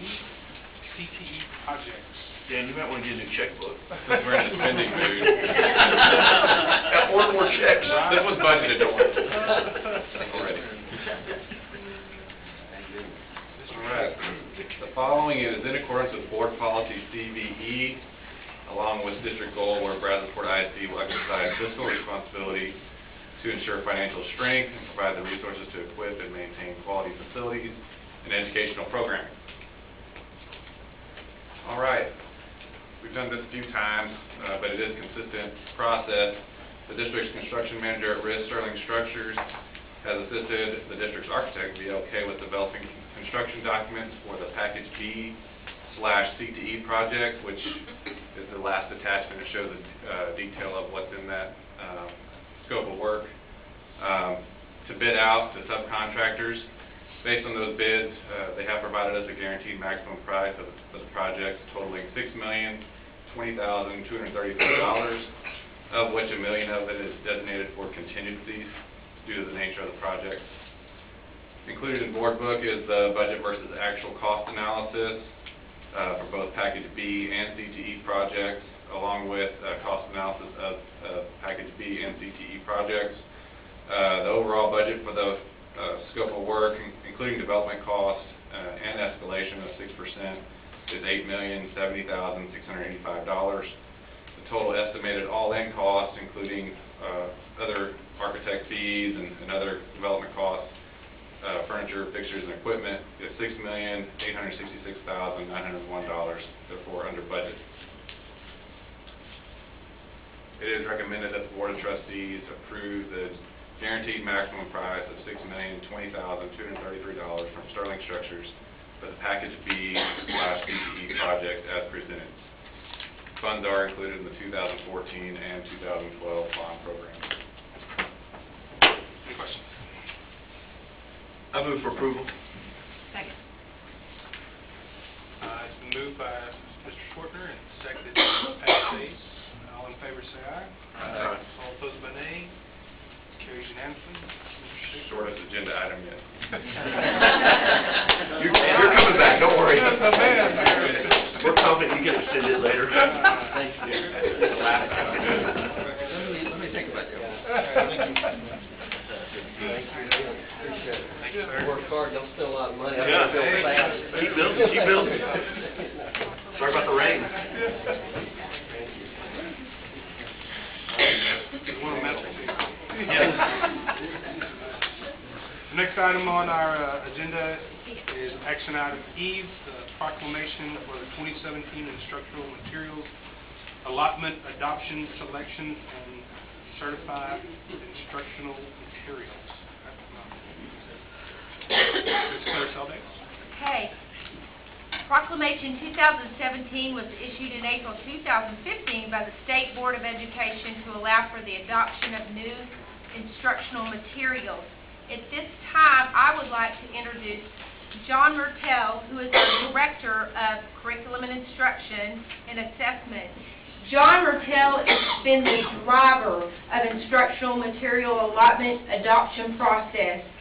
And so I'm going to let John come in, and he's going to be introducing several members of our curriculum and instruction team who will be on hand to talk about their different content areas and the materials in which we are adopted. So this is a pretty exciting year. Grace Delgado will not be with us tonight as she is going to one of her required conferences. So I'm really let John Mertel come up here so he'll pronounce all the German words in textbooks correctly. All right, Mr. John Mertel. First word is Porsche. I won one. Good evening. Thank you for giving me the pleasure to present tonight. I am presenting Proclamation 2017, which was issued in April of 2015 by the State Board of Education to allow for the adoption of new instructional materials. Materials are adopted for an 8-year cycle. The instructional materials reviewed for this cycle are career and technical education, languages other than English, and algebraic reasoning. Adopted materials are selected tonight, will be arriving in campuses for the 2017-2018 school year. The adoption process started in BISD last September. with content coordinators and directors meeting with teachers to explain the process of adoption and choosing subcommittees to review materials the Texas Education Agency has approved for the 2017 proclamation. In October through December, publishers shared their materials with campuses for review. To ensure TEK's alignment, the subcommittees created rubrics to evaluate resources and rate them. Both online and hard copy textbooks were reviewed and evaluated in great detail. In addition, a public viewing was held in October to allow for community and parent input. This process then continued throughout the school year until March, with final selections being made. Those selections were then showcased in a second public viewing for parent and community input. Finally, proposed adopted materials were presented to the district IMA committee for approval, which was granted. Materials for adoption and renewal will start in May, with delivery dates set for August, pending the board's approval and recommendation tonight. Grace Delgado, the Director of Language Acquisition, who could not be here tonight, has chosen the following languages other than English resources for adoption. Here we go with the German part. In the subject area of German, the following vendor has been selected to provide online materials or one class set of hardcover books, Klatt Lankenscheidt, for the approximate amount of $14,283.90. For the subject area of French, the following vendor has been selected to provide online materials or one set of hardcover books, Houghton Mifflin Harcourt, for the approximate amount of $26,697.60. And for the subject area of Spanish, the following vendor has been selected, McGraw-Hill, and that would be to provide online materials or one class set of hardcover books for the approximate amount of $126,764.25. And finally, for the subject area of American Sign Language, the following vendor has been selected to provide online materials or one class set of hardcover books, and that is Dawn Sign Press and Sign Media for the approximate amount of $1,686.56. Jenna Clements, our content coordinator for science, will now present the career and technology proposed adoption materials.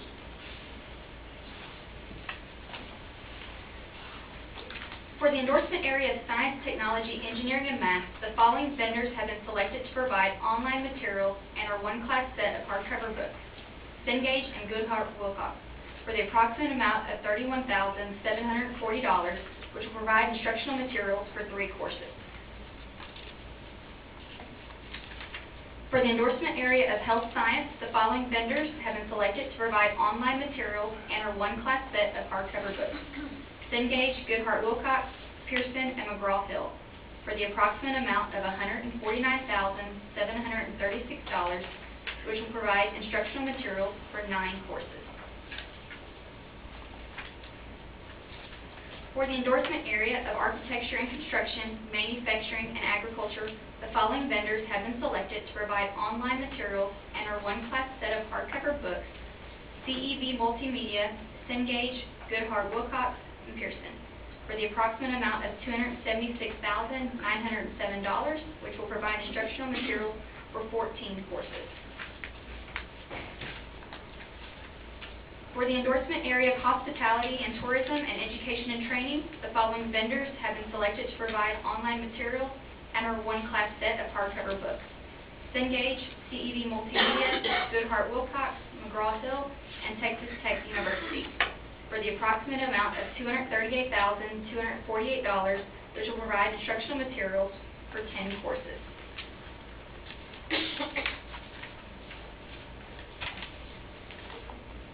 For the endorsement area of business, marketing and finance, and AV technology, the following vendors have been selected to provide online materials and our class sets of hardcover books, Cengage, CEV Multimedia, Decker & Associates, Goodhart Wilcox, and Pearson, for the approximate amount of $229,523, which will provide instructional materials for 15 courses. Sandra Concilio, Curriculum Coordinator for Math, will review the instructional materials under the adoption for Math.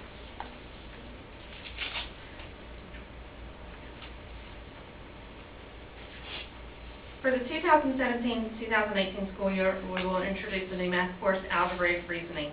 The vendor Cosenza and Associates has been selected to provide online materials and/or one-class sets of hardcover books for the approximate amount of $27,500. Statistics was listed in the proclamation for 2017, but was adopted under Proclamation 2015, and so we won't need new adoption for that course.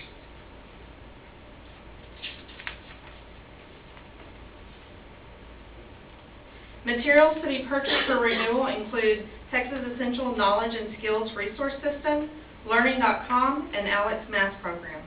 New course proposals requiring instructional resources include AP European History, AP Microeconomics, AP Comparative Government, HarperCollins Creative Writing, Research and Technical Writing, Cengage College Preparatory English, and the McGraw-Hill Mastering the TEKS end-of-course materials.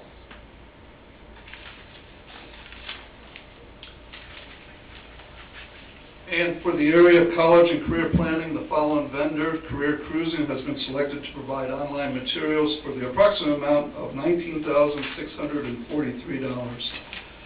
It is a recommendation of the administration that the Board of Trustees approve Proclamation 2017, the adoption of instructional materials as presented tonight. Questions, Mr. Porter? What does 8 years mean? Is that edited books every year, or is that just we're going to get this book and it's going to last for 8 years? What if we don't like the book, so it changes in 4 years? What does that mean? Generally, you work with the vendors and you do an adoption for an 8-year cycle. A lot of these textbooks haven't been adopted longer than that, over 12 years. And they update their materials. A lot of it's going online. That's right. what we say, and or online. So they work with us and we work with them to bring in the things that we need. There's been a concerted effort this year to get the things we need without spending things we don't need to. So I think the teachers and the directors did a really good job of looking at the materials, making sure that it would fit our needs that we have for the district. Because things change a lot with TA, you really have to kind of try to balance it. But by being a little bit frugal, I think, we'll be able to do the 8-year adoption and have the things that we need in case things change. Can I add, with our proclamation in 2014, when we adopted the new math and science and got consumables, the consumable print was as is. So for 8 years, had we continued to get that print book, it would have been what we got the very first year, even on year 8. But with the print online edition, it changes and they update it as needed throughout the 8 years. And does online mean just a textbook, or does that mean also like classroom? It depends on which stuff? vendor. Okay. I know with my algebraic reasoning, it is a PDF of the textbook. But the teachers have some supplemental pieces that go with their account and additional resources, but it really depends on which vendor and if it's a PDF or if it goes beyond that. George? Back up a couple of slides. Sure. Right there. So this does include the next, or keeping the TEKS RS, which we usually would approve kind of as a separate item every year. It's like 30, 40,000, whatever it is, annual renewal for the TEKS RS system. This is for the annual renewal. The annual renewal. Okay, thank you. Having been only peripherally involved with the CTE group, choosing the textbooks and et cetera, I would have thought you guys would want to do it quicker than 8 years. Or maybe 16 years. I will have to say that. You've got the money, honey, we've got the time. I don't know, that was a tremendous effort for reviewing the books and et cetera. Just not for CTE, but the whole setup. I mean, the vendors coming and setting up, and then the teachers coming and taking a look. So, great job for all those who are involved. And I'm sure you don't want to do it next year. There's so many classes in CTE, it is a big job. Yeah.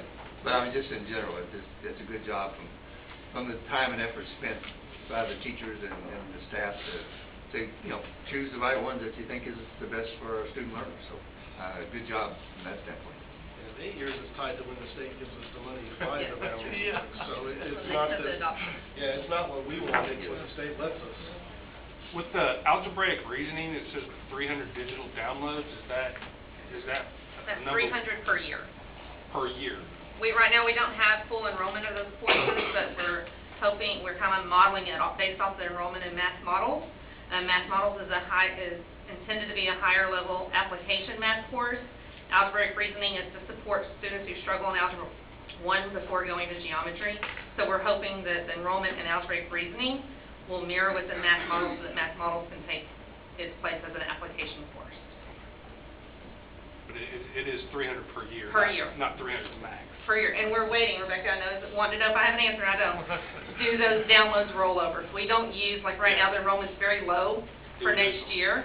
Do we lose them, or can we roll them over? As we anticipate for that course to increase that over the 8 years. Sign up for T-Mobile. I have one question. Mr. Spears? What was the name of that journal? I practiced, that's why I gave it over to John. Any other questions? We have a recommendation by the administration. Do I have a motion? Make a motion. It's been motioned by Mr. Spears. Do I have a second? I'll second. Seconded by Jerry. All in favor say aye. Aye. All opposed by nay. Nay. I'm not approving these, so that's sorry. It is 6 to 1. And it does pass. Thank you, sir. Thank you. Thank you. Next item is action item F, consider breakfast and lunch meal prices for school year 2017-18. Good evening. Good evening. In accordance with Board Policy COB Legal, it's my pleasure to present to you tonight proposed meal pricing for the 17-18 school year. USDA mandates that districts raise lunch prices annually until the district paid meal price meets or exceeds the difference between the free reimbursement rate and the paid reimbursement rate. This requirement came into effect July 1st, 2011. BISD has remained in compliance by raising meal prices by the minimum required each year since, with the board's approval. This does not affect free or reduced rates as set by USDA. The reduced rate will remain 40 cents for lunch next year. The equation shows that currently the free reimbursement rate is $3.16. The paid reimbursement rate is 30 cents. The difference between the two is $2.86. So if you fall below that, you have to raise your meal prices. Adult pricing is also determined using a USDA calculation to ensure that the price is enough to cover the cost of a meal so that no program funds are used to supplement non-program meals. The adult price must be greater than the free reimbursement rate plus all other reimbursements or payments plus per meal USDA value of foods. There will be no price increase this year to adult meals because we increased last year by 25 cents, so we're still okay this year on adult meals. The calculation that you're looking at now shows that we do need to increase our prices for the 17-18 school year. Since our average weighted price for this year is $2.40, and that's below the required $2.86 that you saw on slide 1. The first line shows that our average weighted price is $2.40. This is calculated by multiplying the number of meals served for October 2016 by the current pricing for each grade group. Line 2 shows that because our $2.40 is below the $2.86, we have to use the paid lunch equity tool that's provided by USDA to determine the required average price for 17-18, which using that calculation is $2.51. So line 3 shows that the difference is 11 cents. We're allowed to round down as long as the remainder is carried to the next year. So as you can see, our required increase would be 10 cents with the 1 credit carried over to the next year. The elementary paid price would increase from $2.25 to $2.35, and the secondary paid price would increase from $2.50 to $2.60. In comparison to surrounding districts, we're still lower than most or right at where they are. To comply with the USDA mandate, it's my recommendation that the board approve meal pricing as presented for the school year 17-18. I'll be happy to answer any questions. Does this account for adding salt back into the menu now? No chocolate milk.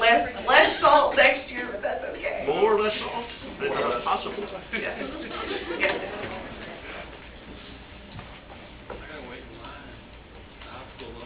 off their lunch. So I don't know anything about Rocky. Yeah. McDonald's would have stopped eating. We do have some awesome new items next year. Our manufacturers have got on board with the strict requirements, and so we've got some, took them a couple of years to get on board and a lot of money to reformulate their products. So we are excited about some things that will be on our menu this year. Still doing the taco cart? We are. Still very successful at the high school. We have a motion to approve the breakfast and lunch meal prices for school year 2017-18. I so moved.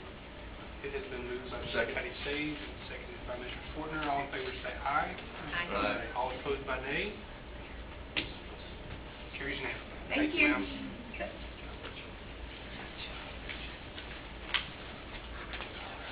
Moving right along. Next item is action item G, the District of Innovation intent to adopt. Very excited. Mr. Ron Redden. Yes, sir. With company. And company. Well, good evening. In accordance with BISD goals, Brazos Support ISD will provide a rigorous and relevant learning experience to ensure that every student will be future ready. Brazos Support ISD learning environments will be safe and conducive to learning, and Brazos Support ISD will recruit, develop, and retain highly effective staff. And in accordance with Texas Education Code Chapter 12A, it's our pleasure to present the Brazos Support ISD 2017 to 2022 Local Innovation Plan. The Board of Trustees adopted a resolution to consider the designation of BISD as a District of Innovation at the October 25, 2016 Board Workshop.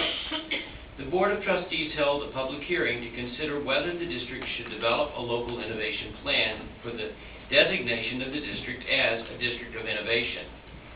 The Board of Trustees then voted to pursue becoming a District of Innovation and appointed a local innovation plan development team or committee to create a local innovation plan. The LIV Development Committee created the local innovation plan and presented it to the District Educational Improvement Council April 6, 2017, where it was approved unanimously. The local innovation plan was posted on the district website on April 7th for public viewing, where it will remain until the May board meeting or for the next 5 years if the board adopts the plan. The board must declare their intent to adopt the local innovation plan, and a letter must be sent to the Commissioner of Education informing him of their intent. The final vote to adopt the local innovation plan will take place on May 16th, and upon adoption, the district will be designated as a District of Innovation. At this time, I'd like to invite Ms. Tracy Phillips to come up and to present the Administrative Services Local Innovations.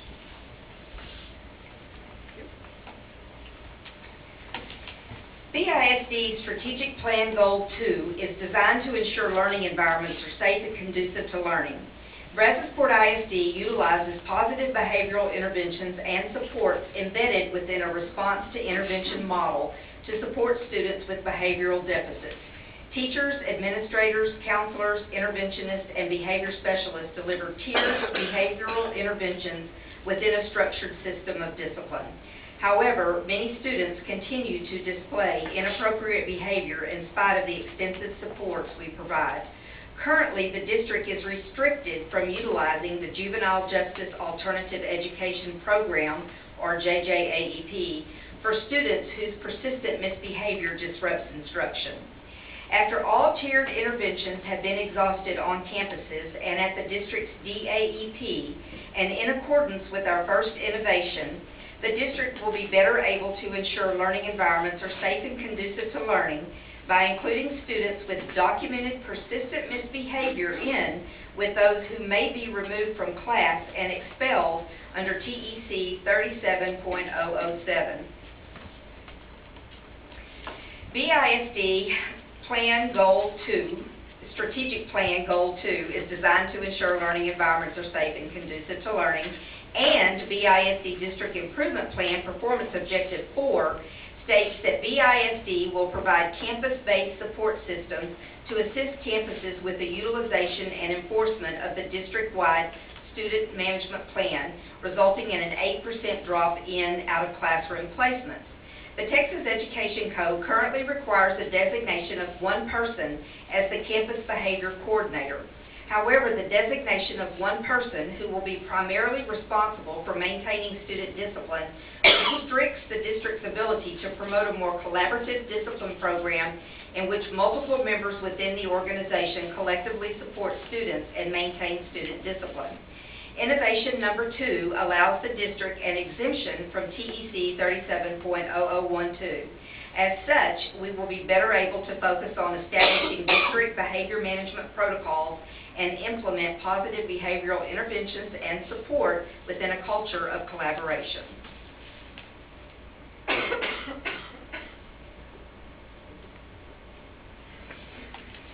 BISD's Strategic Plan Goal 1 is designed to provide a rigorous and relevant learning experience to ensure every student will be future ready.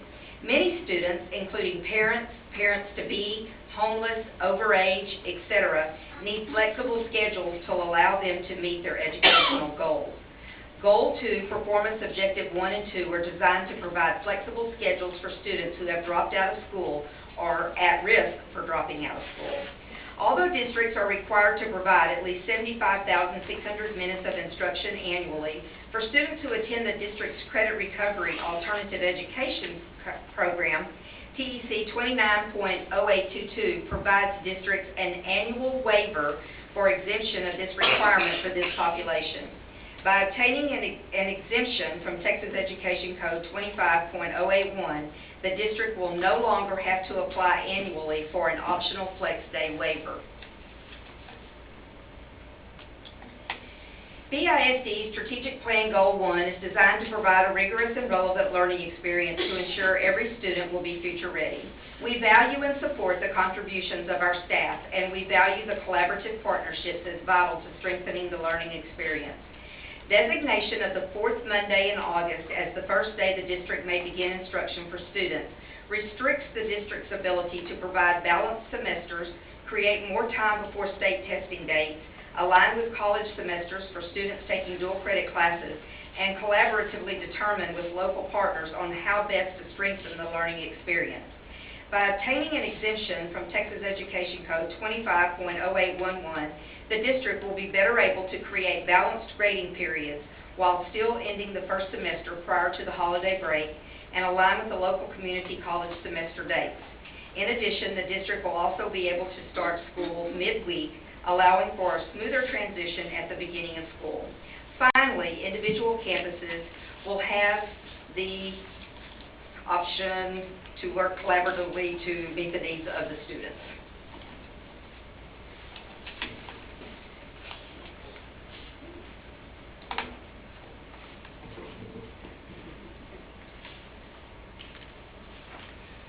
Okay, before we go into the next few slides, I want to establish something that our committee wanted to make sure everyone knew, that our goal is to continue to hire certified quality teachers, and these are areas that would only represent an extremely small portion of teachers that we would consider. So the Texas Education Code, chapters 21.003, .044, .053, and 055 mandates certification requirements that inhibit the district's ability to hire professionals with industry experience to teach in CTE and non-core areas.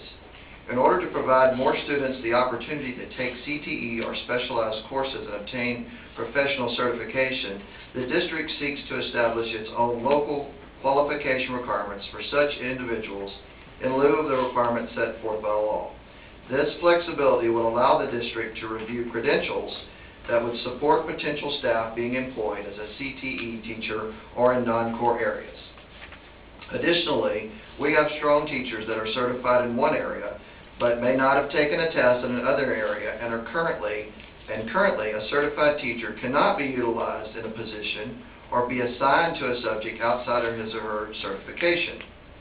This limits the campus's ability to effectively utilize personnel to ensure quality instruction. And having the flexibility for a certified teacher to teach a section or more than one section outside of his or her certification area would allow options for staff to teach in areas that they may have a former background or experience. With the consideration that we utilize our innovation just presented on the previous slide regarding hiring non-certified teachers, we find it necessary to exclude those employees that are not certified from receiving a Chapter 21 contract. And in addition to those that are not certified, we also excluded teachers hired after the first day of instruction because of late hires for the first year that they're employed with the district. And lastly, at the bottom you can see there, under Chapter 21.002, experienced teachers new to the district have a probationary period that may not exceed 1 year if the person has been employed as a teacher in public education for 5 of the last previous 8 years, limiting the time period to fully determine the staff member's effectiveness. The final allowance would be to extend the probationary period for up to 3 years for new hires, regardless of their past experience. And a special note at the bottom there, make sure you see that there are no changes to teacher contracts for existing certified staff. And the last innovation for human resources, again under Chapter 21 of the Education Code, BISD wishes to utilize and develop a locally, develop and utilize a locally developed instrument for the evaluation of teachers. This exemption would allow local flexibility to evaluate various performance measures, including classrooms observations, goal setting and tracking, and student growth progress. This option is allowable already. However, establishing this as an innovation will protect the district from changes or future mandates regarding appraisals. And we have a committee on standby waiting if this takes place. Thank you.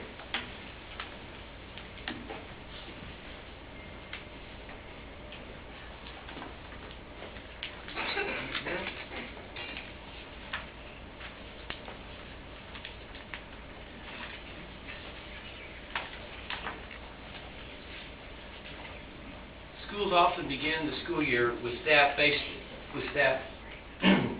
on projections of student enrollment. Often enrollment will exceed projections in one school while under projections in another. As a result, teachers and their students must be moved from one campus to another to meet the 22-to-1 student-to-teacher ratio for grades K through 4. And as a result, students leave behind friends and teacher relationships they've already formed. Being exempt from the 22-to-1 ratio requirement will allow students to remain with the teacher and classmates that they began the year with, thus fostering continuity and stability, which will support increased student achievement. Incoming students can remain in their preferred or neighborhood school rather than have to be transported to a different campus. District bilingual students will not have to be separated from siblings in order to balance bilingual education classes. Brazosport ISD will attempt to keep all K through 4 core classrooms to a 22-to-1 ratio. In the event a K through 4 classroom exceeds the ratio, the district will allow class sizes to go to 24-to-1 in order to provide greater flexibility in keeping students on their preferred or neighborhood campus. Should a class size exceed 22-to-1 for more than 35 days, the Board of Trustees must approve the exception. The innovation establishes a process for monitoring class size ratios when the 22-to-1 ratio is exceeded for more than 35 days. Districts have become constrained by efforts to meet time requirements that are based on an antiquated model of schooling. Now that technology is becoming available to most of the district students, they now have access to information and personalized learning beyond the classroom. Using time differently can actually provide the much-needed time for interventions, extension, and other supports students need to learn at high levels. In addition, BISD lacks the flexibility to create a calendar that allows for early release or late start due to constraints in code that require 420 minutes or 7 hours of daily instruction. Flexibility is needed to move learning beyond the classroom and the 7-hour, 420-minute school day. By having more flexibility, the school day can be altered depending upon the needs of students and teachers. This exemption will provide Brazosport ISD with the flexibility to meet the 75,600 minutes of full-day instruction and the 37,800 minutes of pre-K half-day instruction in a creative manner without the restriction of 420 minutes of instruction per day and the 7-hour daily minimum. This exemption will further assist the district with personalizing learning to better meet individual student needs. In order to be awarded credit or a final grade for a class, a student is required to attend class 90% of the days class is offered, regardless of whether the student's absence is excused or unexcused. A student in any grade level from kindergarten through grade 12 shall not be given a credit or final grade for a class unless the student is in attendance 90% of the days the class is offered. Both the 90% and 75% rules governing attendance are based on days in class and not mastery of content. Brazosport ISD implemented a one-to-one device initiative in 2016-17 that placed a Chromebook in the hands of every secondary school student. Students who are absent from school have greater flexibility in making up assignments or completing classwork using their device. Relief from Texas Education Code Chapter 25.092 will not in any way impact or alter existing compulsory attendance requirements or university interscholastic league rules. Opting out of this chapter in no way limits or modifies a teacher's right to determine the finality of a grade, nor does it restrict or alter a teacher's right to assign grades. While Brazosport ISD will continue to stress and enforce the 90% rule, the district is seeking an exemption from Chapter 25.092 in order to provide greater flexibility to principals and attendance committees in awarding credit or a final grade to students who earn a passing grade in order to receive credit, demonstrate mastery of the content, are present for less than 75% of days in class due to district-approved extenuating circumstances, provide district-approved documentation supporting the extenuating circumstances, and meet all requirements in the principal's plan and or the requirements of the attendance committee for receiving credit or a final grade. It is the recommendation of the District Education Improvement Council and the administration that the Board of Trustees declare their intention to adopt the Brazosport ISD Local Innovation Plan at the May 16, 2017 regularly scheduled meeting of the Board of Trustees. Should you declare your intention to adopt the Local Innovation Plan, the Commissioner of Education will be notified of your intent. At this time, we are happy to answer any clarifying questions you may have.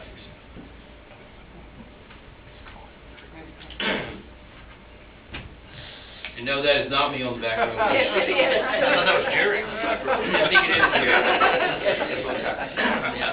Any questions? Mr. Atkins? Go ahead.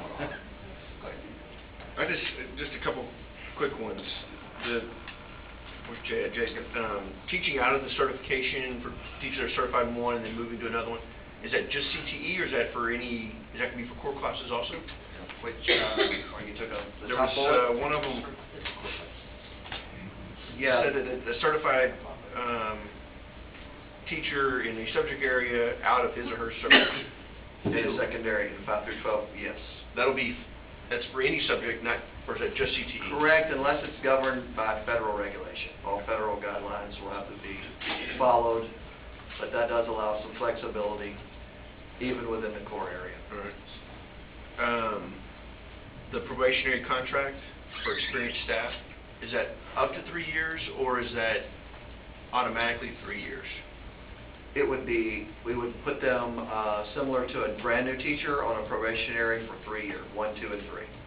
So some teachers may come out at 1 or they all be 3 years? We would keep that, we'd stay consistent with that and treat them just like new to the field, probationary 1, 2, and 3. That's our original intent. So yes, to be consistent, we would. And one more for you. Teacher evaluation, isn't there TTOS? Is that the right one? T-test. So are we going away from that, creating our own, or? Creating our own, but certainly we'll be referencing, utilizing some of the trainings that we've already gone through. There will be a lot of components of T-test there. Our plan is to look more to make that teacher and administrator friendly. Right now it's very, very extensive, and which is good at times, but it's also extensive for all staff. Even the most outstanding staff face what's similar to a growth plan throughout for all teachers, and it's very popular that we're changing from that. does that have to be approved by anybody, legal, or us, or state, TEA? You guys. Just us, Yeah. okay. We do have the option to go with a locally developed evaluation system. And then just more of a comment, hopefully we use the 22-to-1 exception very sparingly. Clearly, we've discussed enough about classroom management and opportunities for that we don't need to be exceeding that in very rare circumstances. And then, what does the 420-minute exemption look like? I mean, is that It looks like our... Is that longer days, shorter days, or is that spread out days? That looks like our 4 early release days for the high school this next year in the calendar, and the 2 early release days for the elementary and middle and intermediate. All right, so that's not coming out with a new strategy for certain students? No, not at this point in time. We have flexibilities already on the optional flex day schedule, and even if the high schools go with an innovative program, that's already covered in the student attendance county handbook, so those are available.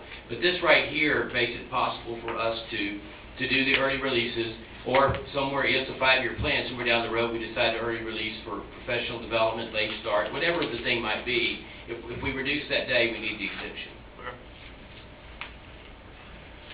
Jerry?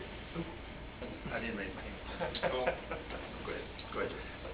I guess going back to the T-test, I'm going to use my terminology, but we currently by law have that requirement or that opportunity to develop our own or use T-tests.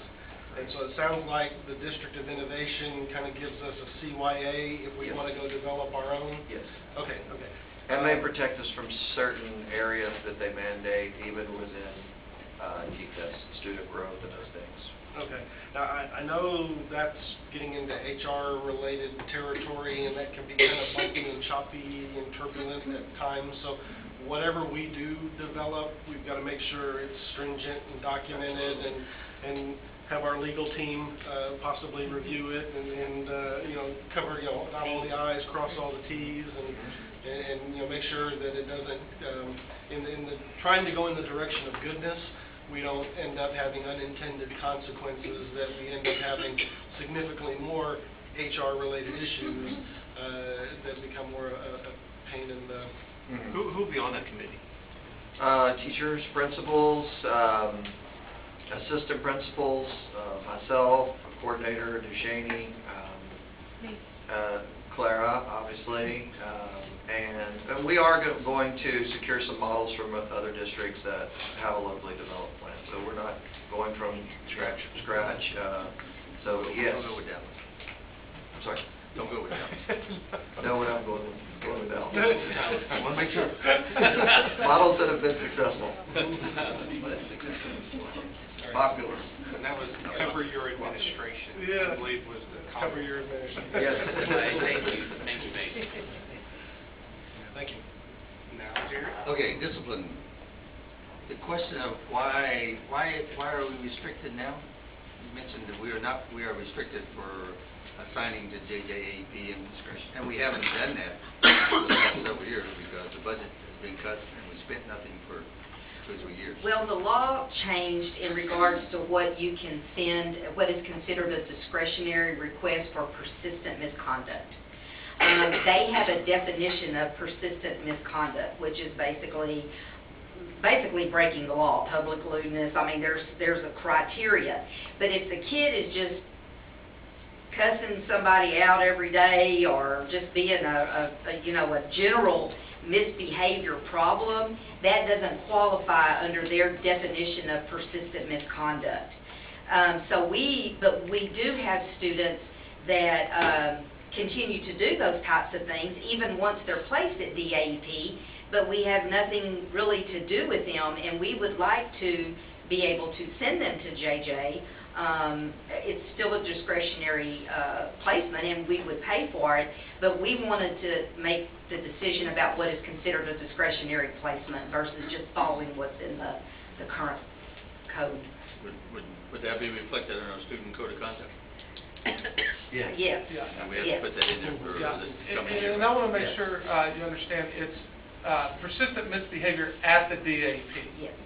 It's persistent misbehavior at the DAP. That's what they restricted from us. Right. Yeah. So persistent misbehavior on campus, you get assigned to the DAP. Persistent misbehavior at DAP, this is the flexibility now. If they persistently misbehave at the DAP, now we can expel them to JJAP. So that, we're requesting a 10,000 increase in the budget for that. Assuming that we might have some that are going to visit the JJAEP. Not to get into a lot of details, but we have some that would be eligible now? If we- Yes, sir, we have a little list. Okay. It is the springtime.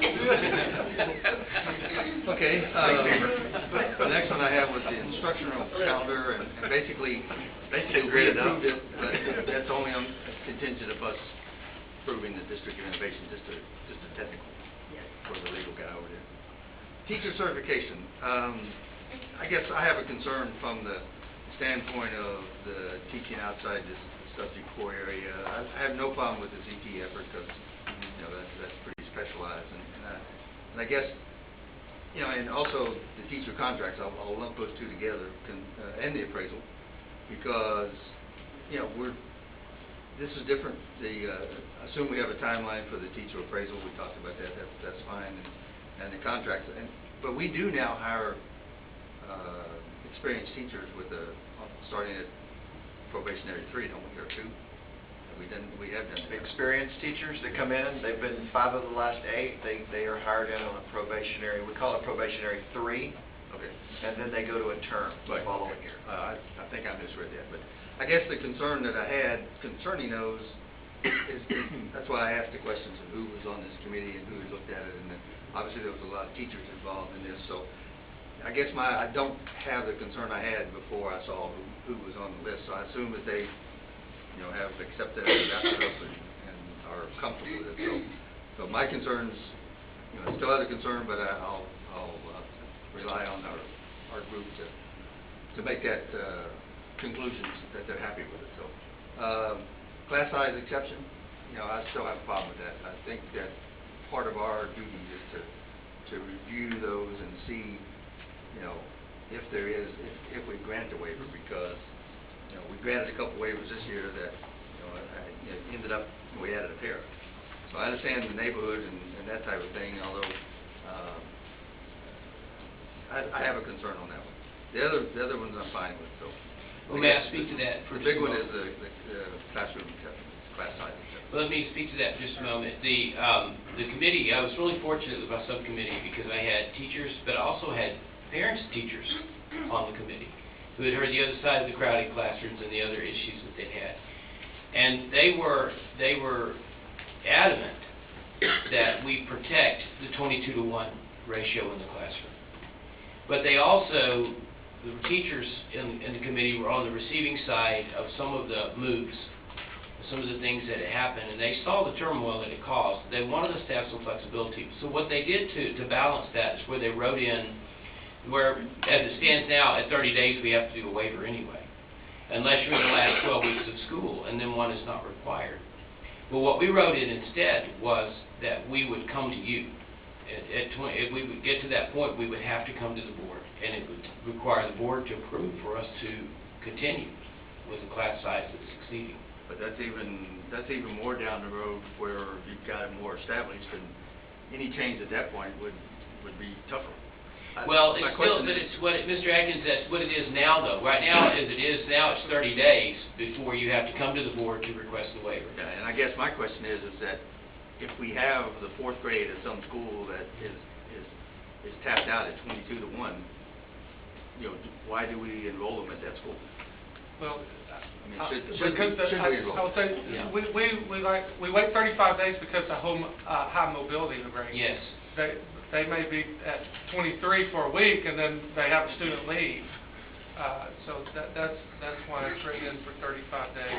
It's the high mobility rate. And in case that of makes point, it more difficult to make those changes. It makes it tough, but it doesn't mean that we're doing away with our process of balancing classes and other things at the beginning of the school year.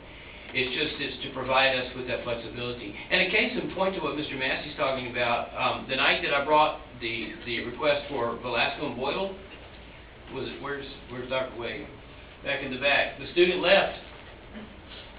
The student left. We approved the waiver and the student left. So they went back to normal, but that's to show you that the mobility component still plays into this.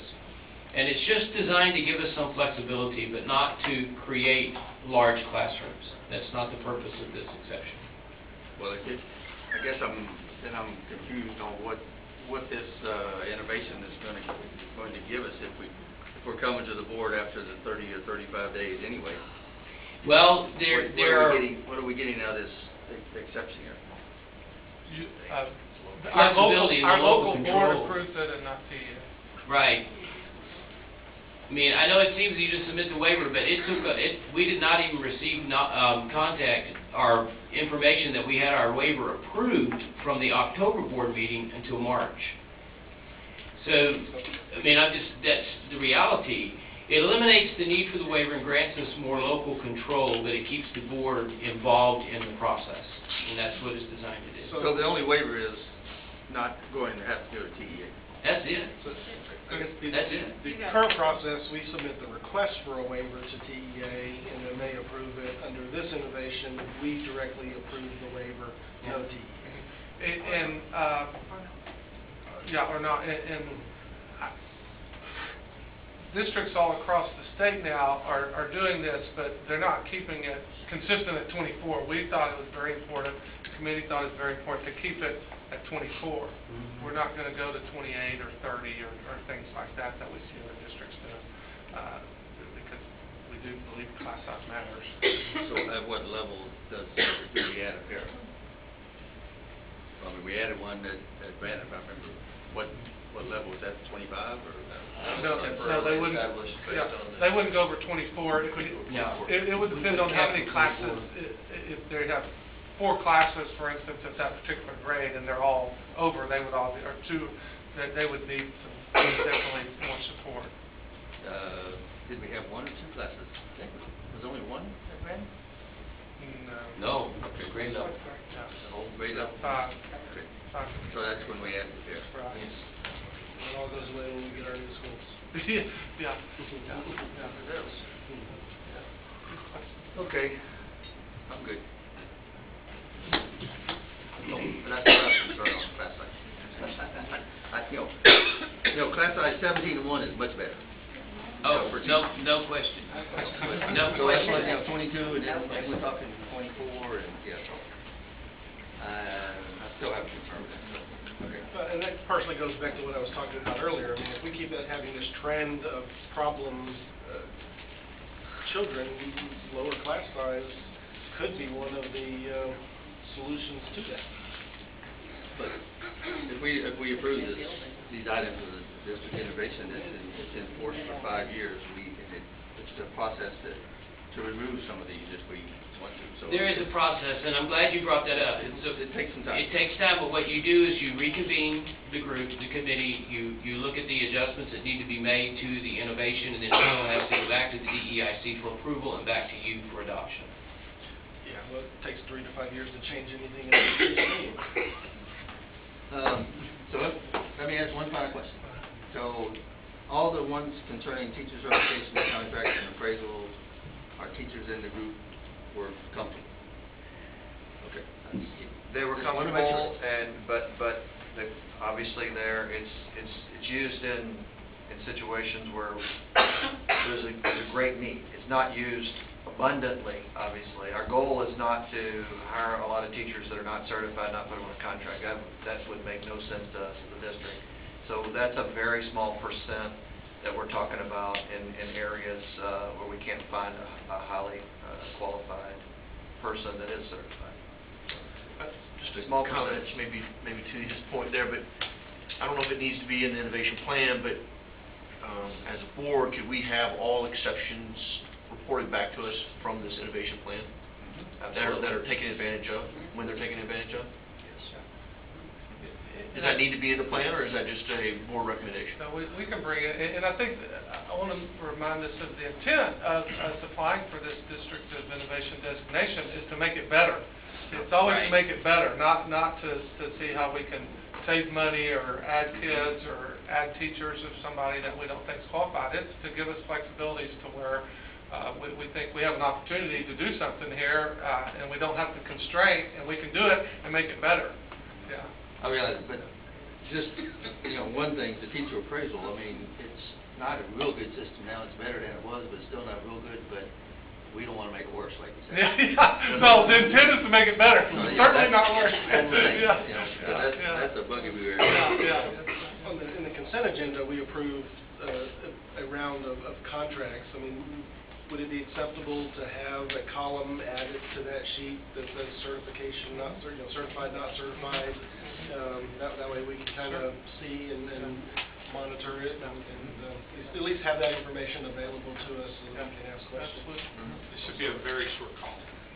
Well, mostly blank, or most should say certified and few exceptions, non-certified. Well, that's what I'm saying. It'd be interesting to see. Absolutely. I know last June when Patty and I went to the conference, the summer leadership conference, it was the first time I'd heard of District of Innovation, and there were superintendents, board members, they were talking about it, and all they said was, you need to go back to your district, and y'all need to look at this and apply for this. The ongoing thought was, with all of the growth in charter schools and all of these other schools that are non-public school entities, we're just trying to compete the best that we can, and the District of Innovation gives us the flexibility to do things that we couldn't do before. So it is in no way intended to try to get anything over or to do anything other than improve our district. And our teachers clearly, and I think with our, approving their pay tonight, I hope they understand that is what we're going for, is better. We're not trying to get anything over on anyone. So, Absolutely. Do we have any other comments before we vote on this? We have a recommendation from the district. I recommend to approve the recommendation, or I move to approve the recommendation as presented. It has been moved by George and seconded by Mr. Schwartner and Michael Spears. All in favor say aye. Aye. All opposed by nay. Carries unanimously.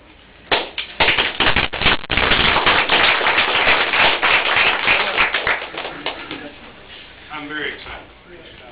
Next item on our agenda are our reports. We have the Report A 2016-17 District Improvement Plan Third Quarter Review. Mr. Ron Ritt. We'll keep this one a little shorter. We hope. Good evening. In accordance with policy BQ Local and meets district goals, it's my pleasure to give the report on the third quarter progress made on the district improvement plan. You have a copy of the third quarter review in your board book.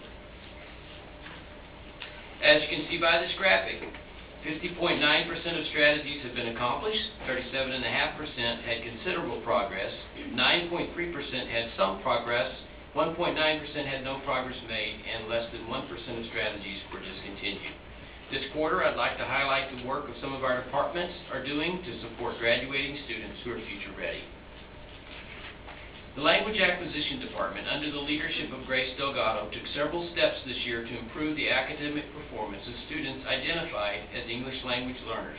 Steps included building professional learning communities, adding 4 LPAC clerks to support decreasing the amount of time bilingual teachers had to spend away from instruction, providing additional resources for bilingual and ESL teachers, celebrating the accomplishments of ELL students, increasing efforts to recruit quality bilingual teachers, putting into practice training and providing effective instructional supports for English language learners, providing a bilingual ESL consultant for coaching and support of bilingual and ESL teachers, and publishing a monthly Language Acquisition Department newsletter that highlights best practices. BISD Goal 2 reads, BISD learning environments will be safe and conducive to learning. We face unprecedented challenges with helping students to develop the type of social skills that will not only help them to be successful in school, but also in the workplace following graduation. Through the work of the Student Services Department, we've seen a steady decline in the number of out-of-class placements.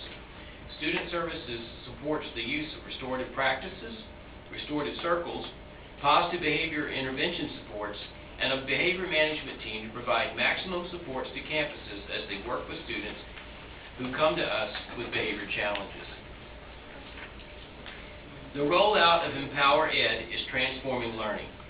The combined efforts of the Digital Learning Department under the leadership of Nancy Gardner and the Technology Services Department under the leadership of David Mendoza are changing the way instruction is delivered in classrooms all over BISD. Last month, I highlighted the Digital Learning Conference and the impact it had on teachers. Tonight, I want to emphasize the role both departments have in bringing Empower Ed to life. Along with the board's decision to move to one-to-one technology at all of our secondary schools this year, came the opportunity to change the way instruction is delivered. Even through this first year of implementation, we are already seeing student engagement and participation in the instructional process increase. As we look ahead to putting an electronic device in the hands of every BISD student next year, we can anticipate that as teachers and students become more familiar with the powerful tool they have in their hands, the level of rigor and the quality of instruction will increase. Recruitment of new teachers for the 2017-18 school year is in full swing. The Human Resources Department, under the leadership of Jay Whitehead, is continuing their efforts to recruit and retain the best teachers. Representatives of the department are traveling around the state to participate in job fairs, recruit at universities, and at conferences and conventions. In addition, the department is building partnerships with the universities to attract student teachers or interns who form a unique and exciting candidate field. BISD hosted interns this year from the University of Houston Clear Lake, University of Houston, Texas State University, Grand Canyon University, Stephen F. Austin University, Texas Teachers, and Western Governors University. Additionally, the district also increased the pool of potential bilingual teachers by having bilingual interns. The district also increased our partnerships with universities and colleges, giving local students the opportunity to come back home to do their student teaching and improving our opportunities to grow our own. The department is continuing to implement efforts designed to increase teacher retention. As stated in the report last month, the district is continuing to recognize campuses with the highest staff attendance. We not only recognize great attendance, but this year we are rewarding individuals for attendance with a stipend after each semester. Teachers with 0 absences each semester earn $300, and those with 1 absence earn $150. This fall, 24% of staff had perfect attendance. 35% had only 1 absence, and 35% received the incentive pay. There was a 27% decrease in the percentage of staff who took personal leave days, which far exceeded the 5% target for exceptional performance in this area set in the improvement plan. This concludes my report on the district improvement plan. I'll return in July to deliver the summative review of the district of the DIP. At this time, I'm happy to answer any clarifying questions you may have.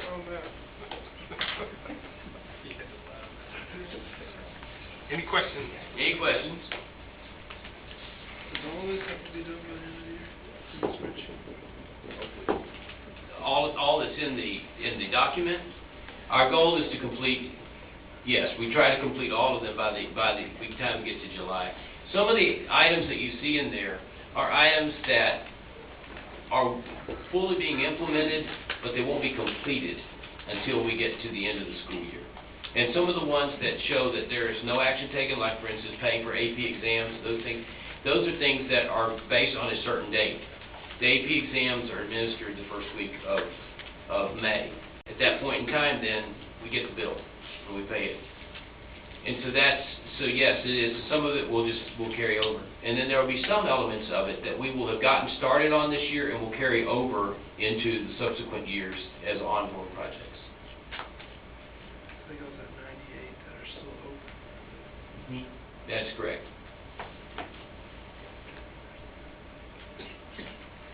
Anything else? Mr. Spears? Anyone else?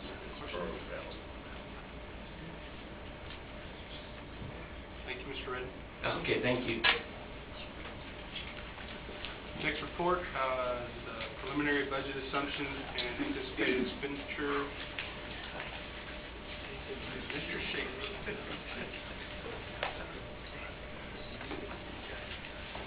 Good morning. The following is in accordance with board policy. Hey, Dan, before you get started, how's the game?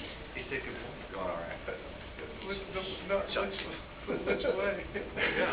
We're rooting for tonight. It's not good for me. Son was pitching, so I guess. Oh, there you go. All right.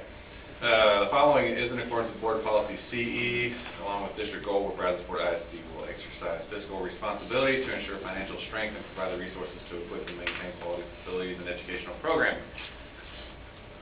Just as a quick overview, the following is a list of items that we will follow through the budget planning process. The first bullet is what we'll cover this evening. Not the whole thing. Priorities in the budget should be set by participation by key educational staff, which is a guiding principle survey, thank you for participating. We had 45 respondents. Survey was to board members, campus and district leadership, 22 from district leadership, 18 from campus leadership, and 5 board members participated, so strong turnout, 45, which exceeded last year. The 2 areas that were covered, and although there were just 2 areas, there's 15 within the first one.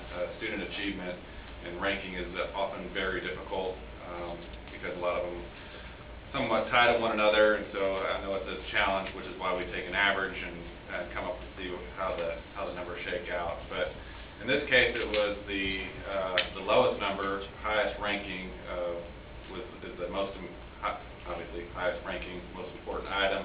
And on the top 5, when you looked at all respondents versus board respondents, 4 of the top 5 were the same. So always good to be consistent. The areas that we're looking at for on the all level was academic and intervention support, special education, bilingual, campus behavior. Heard that a few times tonight. Professional development. Top 6 would be under counselor, social worker. We also managed to take care of that. Technology integration, obviously, was going one-to-one at lower levels next year. Earlier levels is coming into play. Campus safety and security, career technical programs, and advanced academics over the top 10. So it's good that a lot of what was approved tonight actually matches that need. Clearly, this is more of a formalized documentation of the need. We're all very active in the campuses, active with staff, and so being very familiar with the obvious needs of the district, this merely gives you an opportunity to actually put it on a graph and document it. From a competitive climate, both the top 2 areas were, although reversed, it was competitive pay was the top for all, and then additional campus staff was number 2 for all. It was reversed for the board. The board had additional campus staff over the competitive pay, but it was very close on both sides. The importance of adopting a balanced budget. Everyone, 100% of the board respondents strongly agreed. Everyone was either neutral or above, but mostly strongly agreed. We'll have to consider the contingency variable in there, because we do budget for about $3 million of unknowns, and so if you add that back to what we actually budget, we balance that way. It'll be a positive budget, but actually adopting on paper would be a deficit budget, looking at our current finances. In addition, we do appreciate all the feedback that was provided. We take that and any special comments that are needed and taken into additional consideration, we review that as well. For the 13% that are neutral for the balanced budget, can we look at their budget a little bit tighter? Yeah, we will. Anonymous. Oh.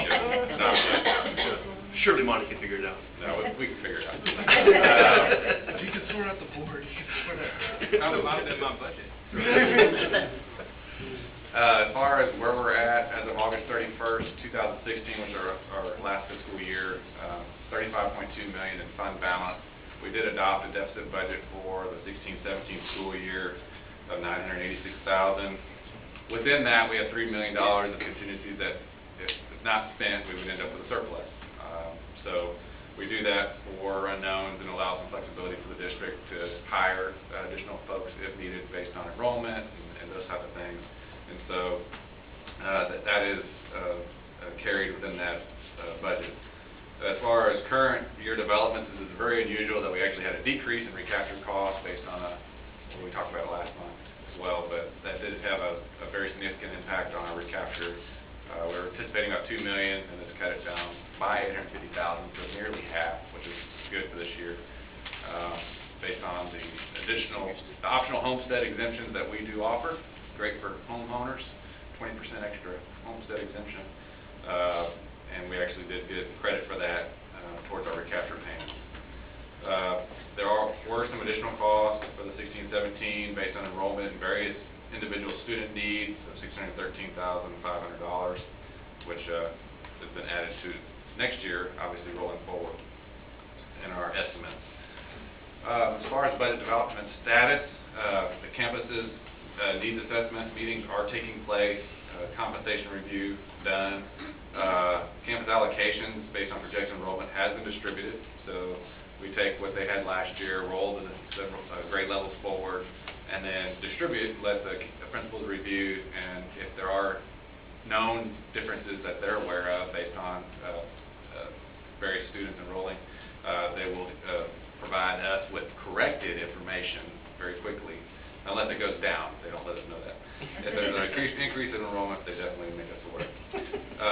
Enrollment projections obviously are reviewed with elementary to determine staffing needs. Secondary will be based on course selection, and so that's to be determined.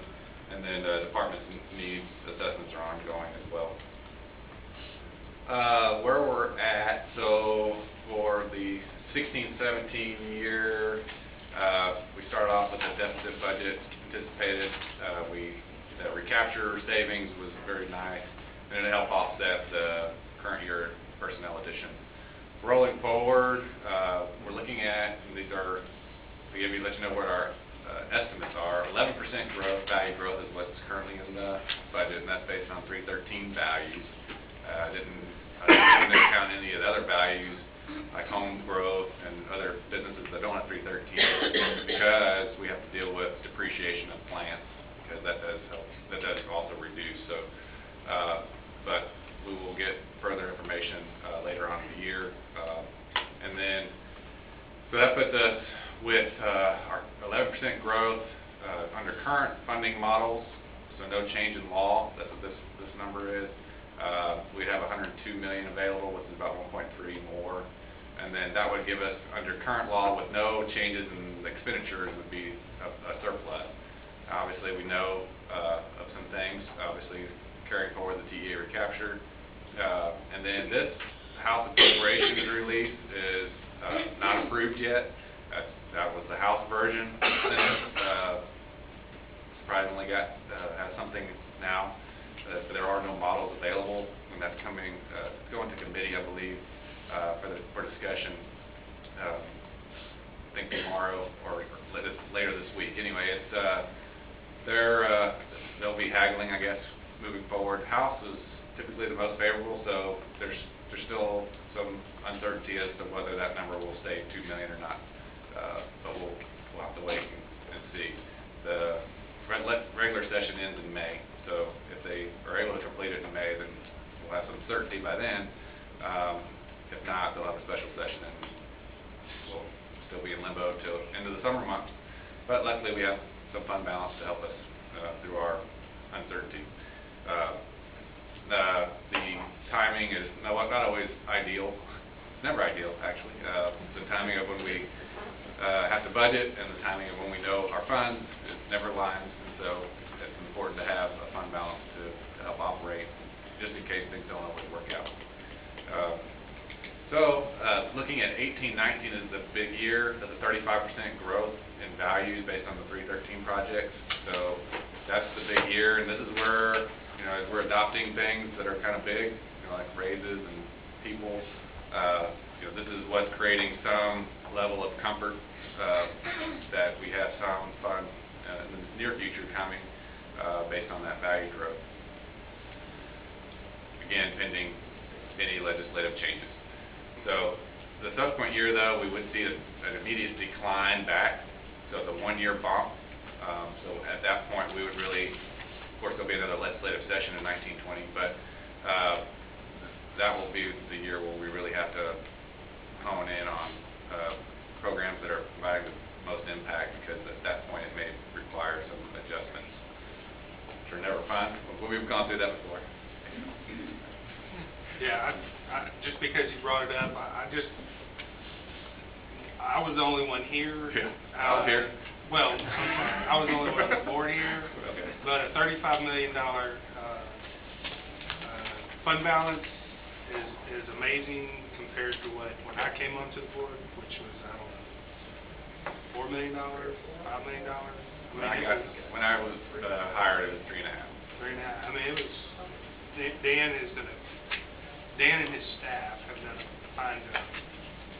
But $35 million in fund balance is amazing. So, I did provide a handout. Thank you for that.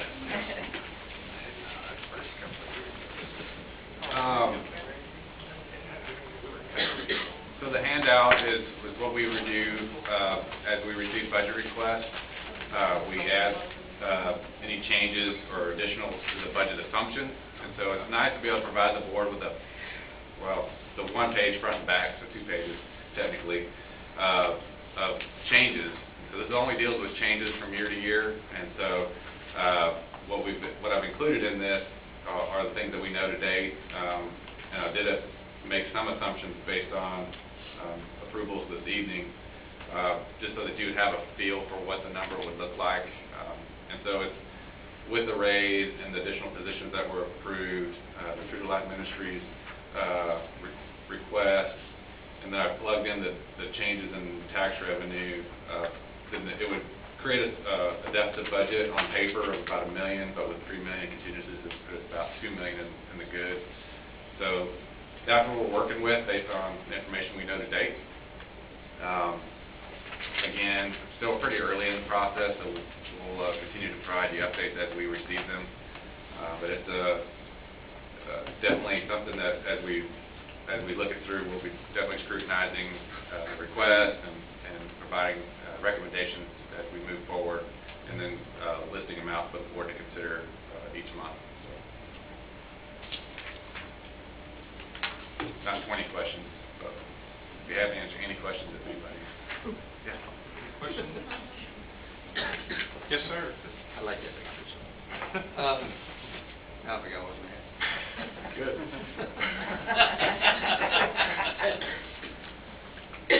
The questions that you asked back up, about cost savings and et cetera, Mm-hmm. can we get a copy of those? Yeah. I'm curious to see if they are. Anything else? Thank you, Dan. All right. Thank you. Next item, board committee reports. Do we have any? I have one. Yes, sir. A couple weeks ago, had the Advanced Academics Committee meeting, and it was a good meeting. We're making progress towards the new program, and it was good to see a pickup in attendance. So for what y'all did to try to get more people there, I definitely appreciate that. I think it helped and worked, and so we're making progress. Thank you for attending. Anyone else? I just want to publicly thank Mr. Massey and I wrote them all down, Mrs. Davis, Sarah Davis, Mrs. Phillips, Mr. Whitehead, Mr. Schaefer, Mr. Redden. I hope I didn't forget anybody else. I looked at the revisions for answering my questions on a monthly basis. I appreciate it. And I just want to acknowledge that. I'm talking about my written questions. Some of these guys don't even know that was daily. Anyway, it does take a lot of time, but it does give me a lot of information. So I just want to publicly thank you guys and the administration. So Thank you. it's very helpful for me. We're glad that you're very insightful and Yeah, but not glad that I answered all. We do not have any other board committee reports. We'll move on to the next item, work session discussion. Our next regular board meeting will be May the 16th. And then our next item is executive session. We do have a special called on May 8th, but our next regular one is May 16th. Executive session may be called for the purposes permitted by the Texas Open Meetings Act, Texas Government Code, Section 551.001 through 551.146, Section 551.071, consultation with an attorney, Section 551.074, personnel matters, appointment, employment, evaluation, reassignment, duties, discipline, dismissal, and complaint. We shall return shortly.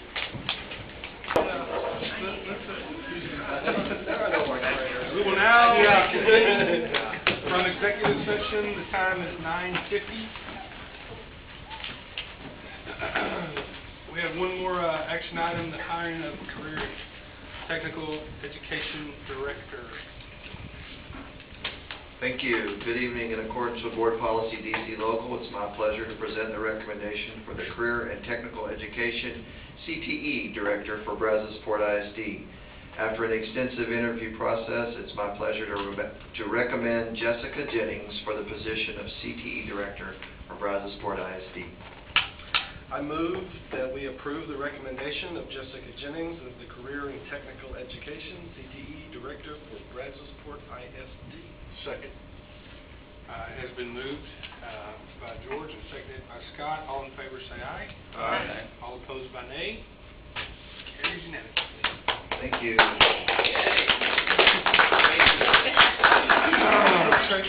There are no objections. Then we shall stand adjourned. I thought she's not going to start till 2019. Yeah, I'll let you today. Just in case. We are adjourned at 9:51. We got